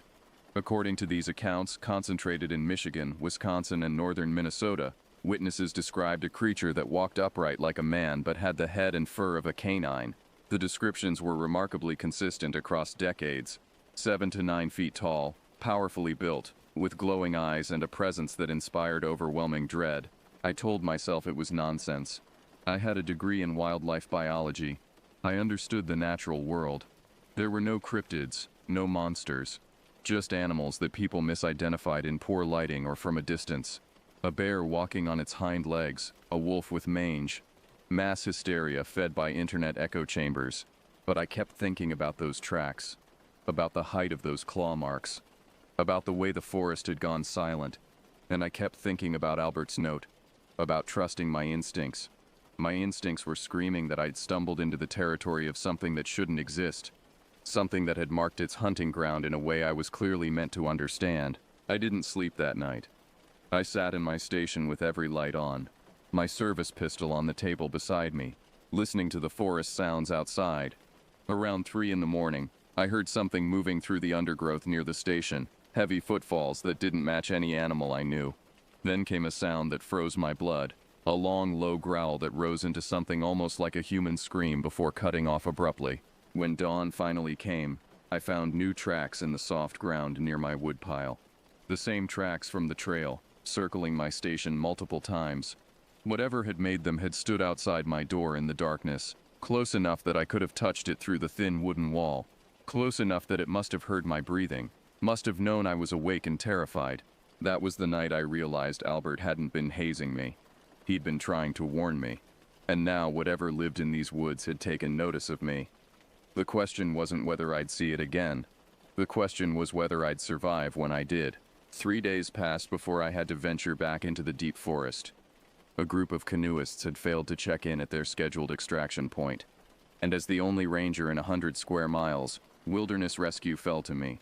I loaded my pack with emergency medical supplies, GPS beacon, and every rational explanation I could muster for what I'd experienced. Maybe it had been a large bear. Maybe my fatigue had made me paranoid. Maybe the paddlers were supposed to have camped at a site near the Canadian border, accessible only by a combination of portage trails and waterways. I launched my canoe at dawn, the paddle breaking through morning mist that clung to the water like something alive. The silence was different now. I'd started noticing gradations of quiet in the forest, different textures to the absence of sound. This was watchful silence, patient silence, the kind that settles over a landscape when something ancient is waiting. I found their camp just after noon. The canoe was pulled up on shore properly, tied to a birch tree. Their tent was erected according to park regulations. Bear bag hung at the correct height. But something was devastatingly wrong. The tent fabric was shredded, not torn the way a bear would rip material, but methodically destroyed with precise vertical cuts. Their gear was scattered across the campsite, sleeping bags pulled from stuff sacks and spread across the ground as if something had been searching for the people inside.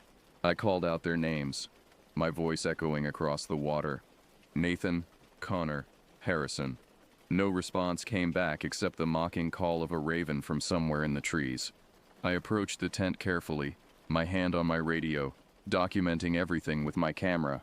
Blood spattered the inside of the tent, not pools of it, but spray patterns across the nylon walls. The sleeping bags showed signs of struggle, twisted and half-dragged from the tent entrance, but there were no bodies.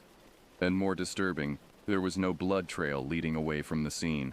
Whatever had happened here had been violent and terrifying, but the victims had been removed with an efficiency that made my skin crawl.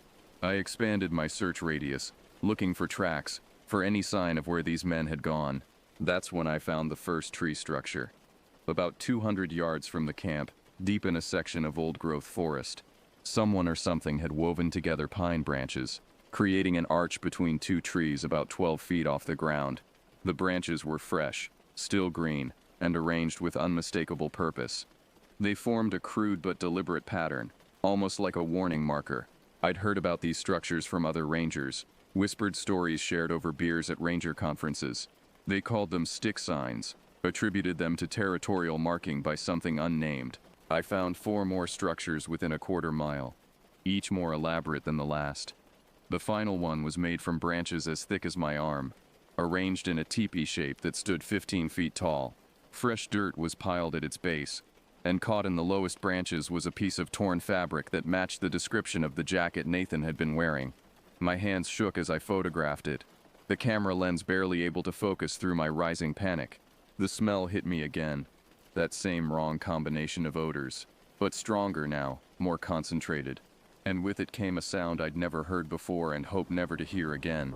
It started as a low rumble, so deep I felt it in my chest before I heard it, then rose in pitch to become a vocalization that was part roar, part scream, and contained harmonics that no animal throat should be able to produce. It echoed through the forest, bouncing off the trees, making it impossible to determine direction. I ran. Training be damned. Protocols be damned. I ran back toward the water where my canoe waited. Branches whipped my face. Roots tried to trip me. My pack bounced against my spine hard enough to bruise. Behind me, I could hear something large moving through the undergrowth, not running but striding with enormous steps that covered ground faster than my panicked sprint. I burst from the tree line and threw myself into the canoe, nearly capsizing it in my haste. My paddle bit into the water with desperate strokes, propelling me away from shore. Only when I was 50 yards out did I dare look back at the shoreline. What I saw will haunt me until my dying day. It stood at the edge of the trees, partially concealed by shadow but unmistakably there. The creature was massive, at least 9 feet tall, covered in dark reddish-brown hair that hung in shaggy mats from its enormous frame. The body was humanoid in proportion but built with incredible muscle mass, shoulders broader than any man's, arms that hung past its knees. But the face was what shattered my understanding of the possible. It was ape-like but more human than it should have been, with a pronounced brow ridge, a flat nose, and eyes that reflected my boat's movement with terrible intelligence. We stared at each other across the water for perhaps 10 seconds, though it felt like hours. Then the creature reached down and picked up a stone the size of a basketball. With what seemed like casual effort, it threw the rock in a high arc that sent it splashing into the water 20 feet from my canoe. The message was clear. It could reach me if it wanted to. It was choosing not to. This time, I paddled until my arms burned and my shoulders screamed, putting miles between myself and that shoreline. When I finally reached the ranger station, the sun was setting, painting the sky in shades of red that looked too much like blood. I radioed for backup, for search and rescue, for anyone who would listen. I reported the destroyed campsite, the missing campers, and the evidence of attack. I did not report what I'd seen at the tree line. Who would believe me? I barely believed myself, and I'd stared right at it. Instead, I said I'd seen signs of a large bear, possible grizzly, though they weren't supposed to be this far east. I said the campers might have been attacked and dragged off, though privately I knew no bear would construct those elaborate stick structures. No bear would throw stones with such precision and purpose. The search and rescue team arrived the next morning. They found the campsite exactly as I'd described. They found the stick structures and documented them with confused expressions.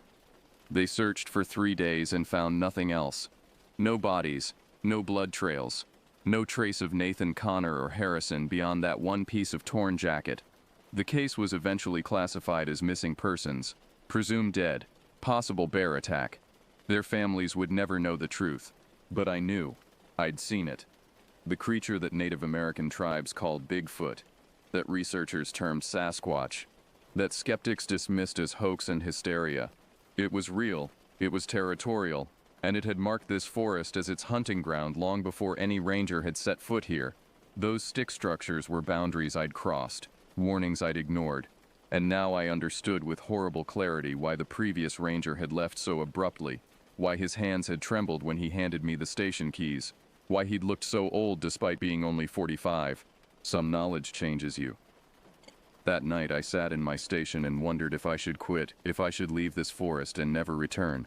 But 3 men were dead or worse, and something inside me, some stubborn sense of duty, insisted I needed to understand what was happening in these woods. I needed to document it, to warn others, to perhaps find a way to coexist with whatever claimed this territory. I would regret that decision more than anything else in my life. October bled into November, and with the changing season came a cold that seemed to penetrate bones and lodge there like ice. The forest transformed into a monochrome landscape of gray sky, black water and white snow that arrived earlier and heavier than forecast. Most visitors had left for the season, and I found myself truly alone in a wilderness that grew more hostile with each passing day. I'd started keeping detailed records of everything unusual I witnessed, filling notebooks with observations that would make me sound insane if anyone ever read them.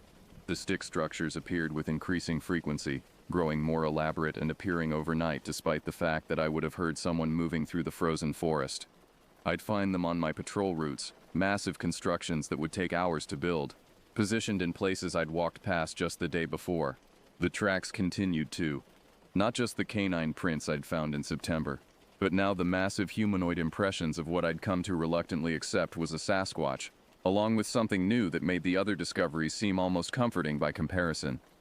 These new tracks were humanoid but elongated, with abnormally long toes and a stride length that suggested something moving with incredible speed. The prints were deep, pressed into the frozen ground with enough force to crack the surface frost, and they appeared most frequently during the coldest nights. The temperature dropped to 10 below zero on November 15th. I was performing a routine check of a remote equipment cache when I noticed the ravens. They were gathered in unusual numbers, at least 30 birds perched in the skeletal branches of dead trees, all facing the same direction, all completely silent. Ravens are noisy social birds, and this uniform silence made my stomach tighten with instinctive dread. I followed their gaze and saw the deer carcass hanging from a high branch. It had been placed there deliberately, suspended 12 feet off the ground by what looked like its own entrails, arranged in a way that served no natural purpose. The body had been opened with surgical precision, ribs spread apart to expose the empty chest cavity. Every organ was gone, removed so cleanly there was minimal blood on the snow beneath. But what made me stagger backward was the symbol carved into the tree trunk beneath the suspended carcass. It was a rough circle with lines radiating from it like a sun, and within the circle was what could only be interpreted as a face, a skull-like face with hollow eyes and a gaping mouth. I'd seen similar symbols in my research on Native American folklore, particularly in warnings about the Wendigo, the spirit of insatiable hunger that possessed humans during the harshest winters, transforming them into cannibalistic monsters. I documented the scene with numb fingers, my camera barely functioning in the extreme cold. As I photographed the symbol, I noticed something that made my blood run colder than the weather ever could. There were humanoid tracks in the snow leading to and from the tree, but they changed as they progressed. Near the deer carcass they were clearly made by boots, human footprints with treaded soles. But as the trail led away into the forest, the prints began to elongate, the toes stretching, the stride lengthening, until they matched those strange tracks I'd been finding all month. Something had walked to this tree as a human and walked away as something else. The transformation was documented in the snow, a progression from man to monster captured in frozen footprints that shouldn't exist. I should have left right then. I should have abandoned my post and never looked back. Instead, I followed the tracks. Some compulsion I can't explain drove me forward. Some need to understand what was happening in this forest that had become my responsibility. The trail led deeper into the wilderness, away from maintained paths and into old-growth sections where the pines grew so thick that little light penetrated even at midday. The temperature seemed to drop with each step I took, falling to levels my thermometer registered as 20 below, then 25 below. My breath crystallized instantly, creating clouds of ice crystals that hung in the still air. The cold was aggressive, alive, searching for any exposed skin.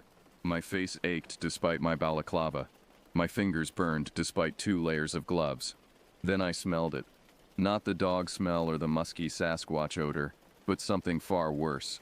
It was the smell of death, of rot, but underneath was the sweet sick scent of corruption, of flesh that had been kept too long, of hunger that had turned into something unnatural. The odor was so strong it made me gag, so pervasive it seemed to coat the inside of my mouth. The tracks led to a small clearing where the snow had been trampled and stained. Bones littered the ground, too many to count, too varied to identify.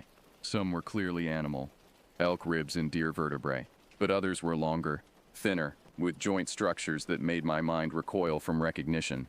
I'm not saying they were human bones. I'm saying I refused to examine them closely enough to confirm what my instincts already knew. In the center of the clearing stood another structure, but this one wasn't made of sticks. It was fashioned from bones and frozen hide, lashed together with sinew into something resembling a primitive shelter or shrine. Skulls had been placed around its perimeter, all facing outward, all with their jaws forced open in silent screams. Animal skulls mostly, but again there were shapes among them I couldn't let myself acknowledge. I was backing away, my camera forgotten, my training abandoned, when I heard it. A voice thin and high like wind through a crack, speaking words I almost understood. The language was wrong. Vowels held too long, consonants clicking in ways human throats weren't designed for, but the meaning pressed into my mind anyway. Hungry, always hungry, never full, need more, need to feed, so hungry. Movement in the trees. Something tall was circling the clearing, staying just beyond clear sight, visible only as a pale shape between the dark trunks. It moved with wrong speed, too fast for its size, jerking from place to place in a way that suggested it was struggling against its own body. The glimpses I caught showed impossibly long limbs, grayish skin stretched tight over protruding bones, and eyes that glowed with a sick yellow light. I ran again, crashing through the forest without any concern for noise or safety, driven by pure animal terror. Behind me came the sound of pursuit, but not footsteps. Instead, a scraping, dragging sound punctuated by that terrible voice repeating "hungry, hungry, hungry," in a rising chant that seemed to come from everywhere at once. I don't remember the full journey back. My conscious memory cuts out somewhere in that panicked flight and resumes when I found myself at my station door fumbling with frozen fingers to unlock it. I collapsed inside, slamming the door and throwing every lock. My thermometer showed I'd been outside for 4 hours, though it felt like minutes. Frostbite had turned 2 of my fingers white, and my toes were numb in my boots. But I was alive. I'd encountered 3 distinct types of cryptid in as many months. The Dogman, the Sasquatch, and now something I could only identify as the Wendigo of legend. And I'd survived each time, but I knew my luck couldn't hold. These creatures were converging on this territory, drawn by something I didn't understand, engaged in some territorial dispute, or attracted by some quality of this landscape that made it a nexus for the impossible. As I thawed my frozen hands and tried to process what I'd seen, I noticed something that made my survival feel less like luck and more like a temporary reprieve. Scratch marks on my station door. Long, thin gouges made by something with claws like blades.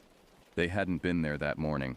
Whatever I'd encountered in the forest had followed me home and marked my door the way predators mark their prey. I was being hunted by multiple things that folklore insisted didn't exist. And winter, the season when the Wendigo grew strongest, had only just begun. The next week brought a pattern I was slow to recognize. Each night I would hear them, all 3 types of creatures moving through the forest around my station. The Dogman came first, usually around midnight, announcing itself with that horrible howl that ended in an almost human scream. I'd hear it circling, sometimes scraping at the walls, sometimes simply standing outside my windows, breathing heavily enough that the glass would fog from the inside. The Sasquatch appeared in the hours before dawn, its heavy footfalls unmistakable even through the walls. It was less aggressive than the Dogman, seemingly content to patrol the perimeter, occasionally leaving gifts if you could call them that. Deer carcasses arranged in specific patterns, rocks stacked in impossible cairns, stick structures that appeared fully formed in the time it took me to brew coffee. But the Wendigo, the thing I'd encountered in that bone clearing, it came during the darkest hours, between 2 and 4 in the morning, when human vitality is at its lowest ebb. I never heard it approach. I'd simply become aware of its presence, a sudden terrible certainty that something stood just beyond my door.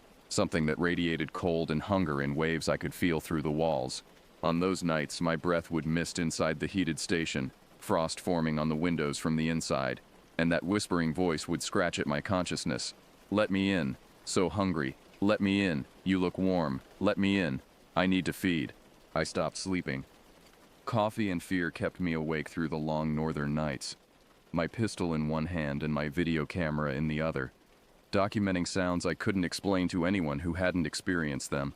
During daylight hours, I'd force myself to patrol, to maintain some pretense of normal ranger duties, but I was walking through a waking nightmare where the rules of reality had been suspended. The breaking point came on November 22nd. I was checking the trail conditions on the southern boundary when I found Carson. He was Ken Bin, a wildlife photographer who'd ignored my recommendations to leave the park before the heavy snows came. He'd assured me he knew what he was doing, that he'd camped in worse conditions, that he just needed a few more days to capture the perfect shot of a wolf pack he'd been tracking. I found him in pieces. There's no gentle way to say it. His campsite looked like a bomb had detonated, gear scattered across a 100-yard radius, tent fabric hanging from trees like tattered flags, and Carson himself was distributed across the clearing in ways that proved the attack hadn't been about food or territory or any natural motivation. This had been rage, or perhaps a message, a warning written in blood and viscera. The worst part was his camera. It was intact, still mounted on its tripod, still recording. The battery had died at some point, but the memory card held 4 hours of footage. I took it, knowing I shouldn't, knowing it was evidence I should preserve for the authorities, but also knowing that no authority would believe what it showed. I watched the footage that night in my station, and I wished to whatever higher power might exist that I hadn't. The first hour showed Carson in his element, professional and competent, filming a pack of wolves moving through the twilight. Beautiful footage, the kind that wins awards. Then, around the 40-minute mark, the wolves stopped. They stood frozen, staring at something off camera, and then they fled, scattering in all directions with their tails tucked and their ears flat. Carson noticed, adjusted his camera, zoomed in on the tree line. For several minutes, nothing happened. Then they emerged, all three of them, stepping from the forest into his clearing. The dogman came first, walking on its hind legs with an almost human gait despite its canine features. It was even larger than I'd imagined, at least 8 feet tall, with fur that seemed to shift between brown and black depending on how the light hit it. Its face was elongated like a wolf's, but with too much intelligence in those amber eyes, too much malicious awareness. The Sasquatch followed, moving with surprising grace for something so massive. The camera caught it in perfect detail. The muscle structure beneath the fur, the very human-like hands with their thick fingers, the face that was neither quite ape nor quite human but something that existed in the uncanny valley between. It looked directly at the camera, and I swear I saw recognition there, understanding of what the device was and what it meant. Then came the Wendigo. And this is where the footage became difficult to watch. It was skeletal thin, with skin like gray parchment stretched over protruding bones. Its limbs were too long, joints bending at wrong angles as it moved in that jerky, struggling gait. The head was worst of all. Vaguely human in shape, but with a mouth that extended far too wide, filled with teeth that looked more like shards of ice than enamel. Its eyes glowed with that sick yellow light, and even through the camera, even recorded on digital media, I could feel the hunger radiating from it, the never-ending need that defined its existence. Carson's voice on the recording, whispering desperately, "Oh my God, oh Jesus, what are they doing?" The camera shook as he tried to back away, but he kept filming, professional instinct overriding survival instinct. The three creatures stood in a rough triangle, and for a moment, I thought they were going to fight each other. There was clear tension, aggressive posturing, the dogman snarling, while the Sasquatch beat its chest, and the Wendigo swayed and whispered its hungry refrain. Then they all turned and looked at the camera, at Carson, at the human who'd witnessed their meeting. What happened next was too fast and too brutal to fully process. They moved together coordinated despite being different species, different categories of creature. The camera captured Carson's screams, captured movement and violence, captured his final moments before the lens was knocked aside and pointed at empty sky. But just before the end, the camera had swung past something else in the clearing. More of them, dozens more, emerging from the forest in a silent procession. Different types I couldn't identify, creatures I had no names for, all converging on this location for reasons I couldn't comprehend. This wasn't random predator behavior. This was organized. This was purposeful. I ejected the memory card and considered destroying it, but instead I sealed it in an envelope and hid it in my station's floor safe. Evidence, or perhaps a warning for whoever came after me, because I knew now that I couldn't stay. The forest had become something else, had transformed into a meeting ground for every cryptid legend the American wilderness had spawned. And at the center of their territory was my ranger station, a lone human outpost surrounded by things that should not exist. I began packing that night, planning to leave at first light, to abandon my post and my duty and my foolish need to understand. But understanding had found me anyway, and it was more terrible than ignorance could ever be. These creatures weren't separate phenomena. They were connected, part of some ecosystem or hierarchy I couldn't begin to comprehend. And they'd been here long before humans built ranger stations and marked trails, would be here long after we were gone. The question wasn't why they existed. The question was why we'd been allowed to forget they existed, to convince ourselves the wilderness was empty of anything but animals we'd cataloged and explained.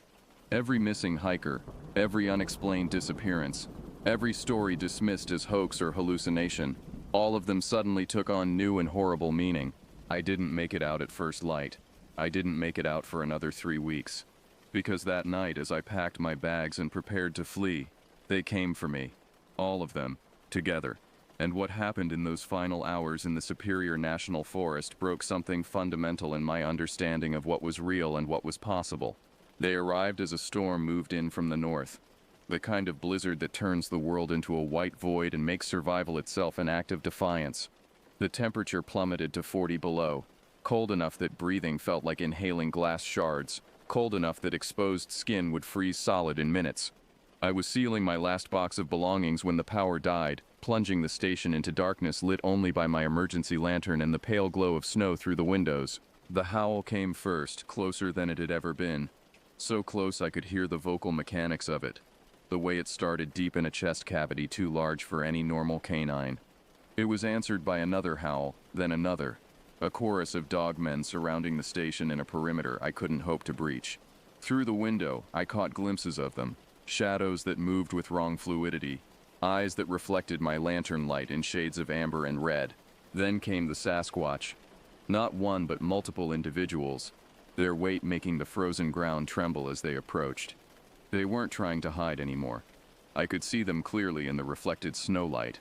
A family group perhaps, ranging in size from a juvenile no taller than me to a massive male that stood close to 10 feet.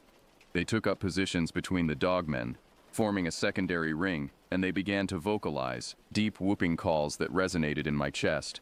The Wendigo came last, and with it came the cold, a supernatural chill that invaded the station despite the walls and the heating system that no longer worked.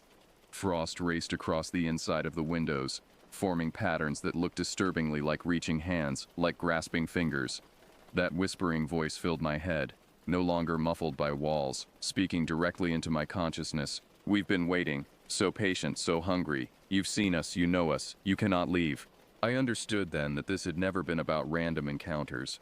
From the moment I'd found those first tracks, I'd been selected, observed, tested. Every sighting had been deliberate.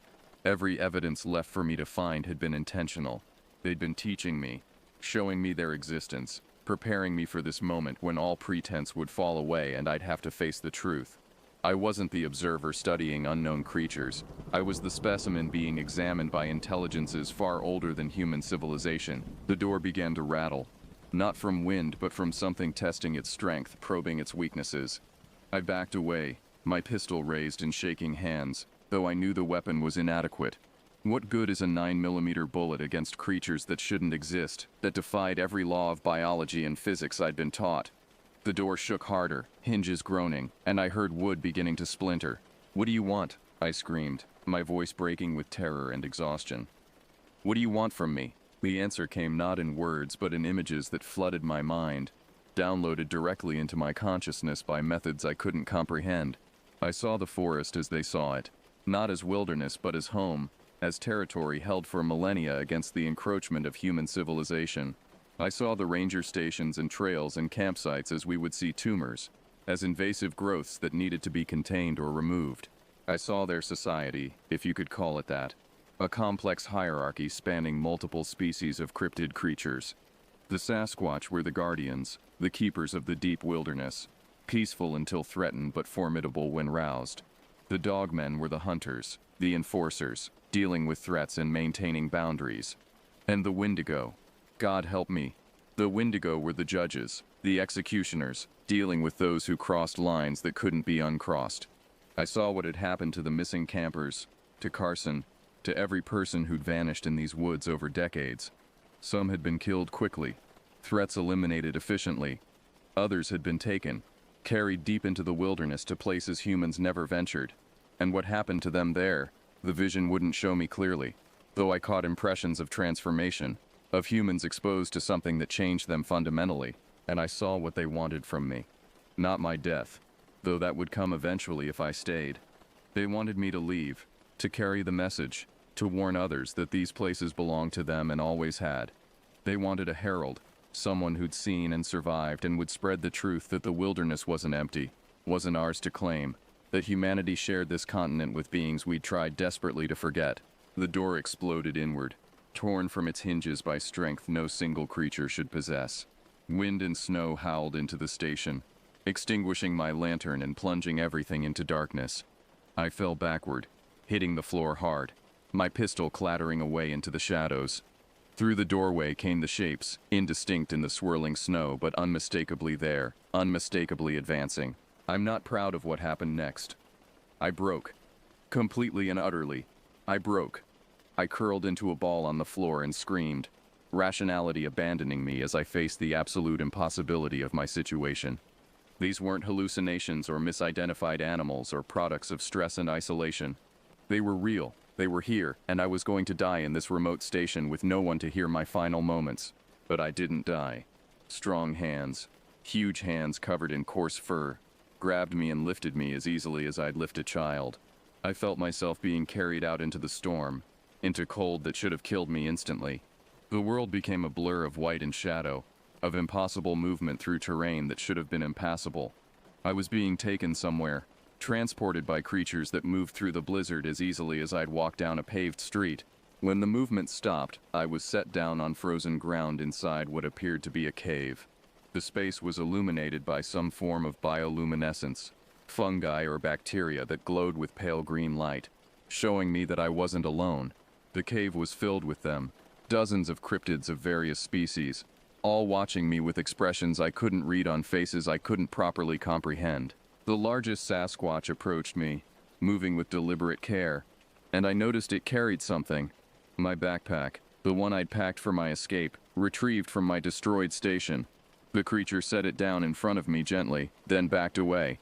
Around the cave, the others began to leave, filing out into the storm in orderly fashion until only 3 remained: a single dogman, a single Sasquatch, and the Wendigo that had haunted my nightmares. They stood before me in that glowing cave, and I understood this was my escort, my protection through the wilderness they'd allow me to leave. The message was clear. I could go, but I'd go under their terms, by their roots, and I'd carry their warning. I was being banished rather than killed, marked as a messenger rather than a victim. The journey that followed took 3 days, though I lost all coherent sense of time. They led me through the storm, through terrain I'd never charted, past landmarks I'd never seen. The dogman ranged ahead, scouting. The Sasquatch stayed close, occasionally steadying me when I stumbled, and the Wendigo followed behind, its hungry whispers now sounding almost like encouragement, urging me forward, promising I was nearly there, nearly safe, nearly beyond their reach. I emerged from the wilderness on a logging road 50 miles from where I'd entered, far outside the park boundaries. My 3 escorts stood at the tree line, watching as I staggered toward the road. I turned back once, raised my hand in what might have been farewell or acknowledgement or surrender. The Sasquatch mirrored the gesture. Then they faded back into the forest, and I was alone with the wind and the snow and my racing heart. A logging truck found me an hour later, half frozen and delirious. I spent 2 weeks in a hospital recovering from frostbite and exposure. The official story was that I'd gotten lost during a routine patrol, that the storm had disoriented me, that I'd wandered for days before finding the road. No one asked about my destroyed ranger station, though I heard later they'd found it buried in snow with massive claw marks covering every surface. I didn't correct their assumptions. I didn't mention what I'd seen, or where I'd been, or what had carried me through the wilderness. Some truths are too large for official reports, too impossible for rational minds to accept.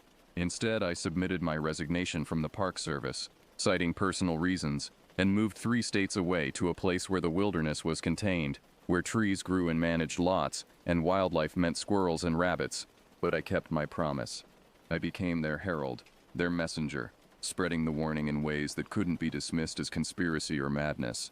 I tell my story to anyone who will listen, always framing it as folklore, as legend, as things people claim happened rather than things I know did. I speak at campfire gatherings and survivalist conventions. I write accounts for obscure websites and small press publications, always walking that line between warning and entertainment. Because they're still there, in the deep forests and remote mountains, in places humans have convinced ourselves are empty. The dogmen patrol their boundaries, the Sasquatch guard their territory, and the Wendigo wait for the desperate and the lost, for those whose hunger or fear or hubris draws them too far from the safety of civilization. They were there before we arrived, and they'll be there long after we're gone, existing in the spaces between documented and discovered, between known and unknown. I wake most nights checking the windows, making sure the locks are secure, listening for sounds that don't belong to the ordered suburban world I've tried to make my home.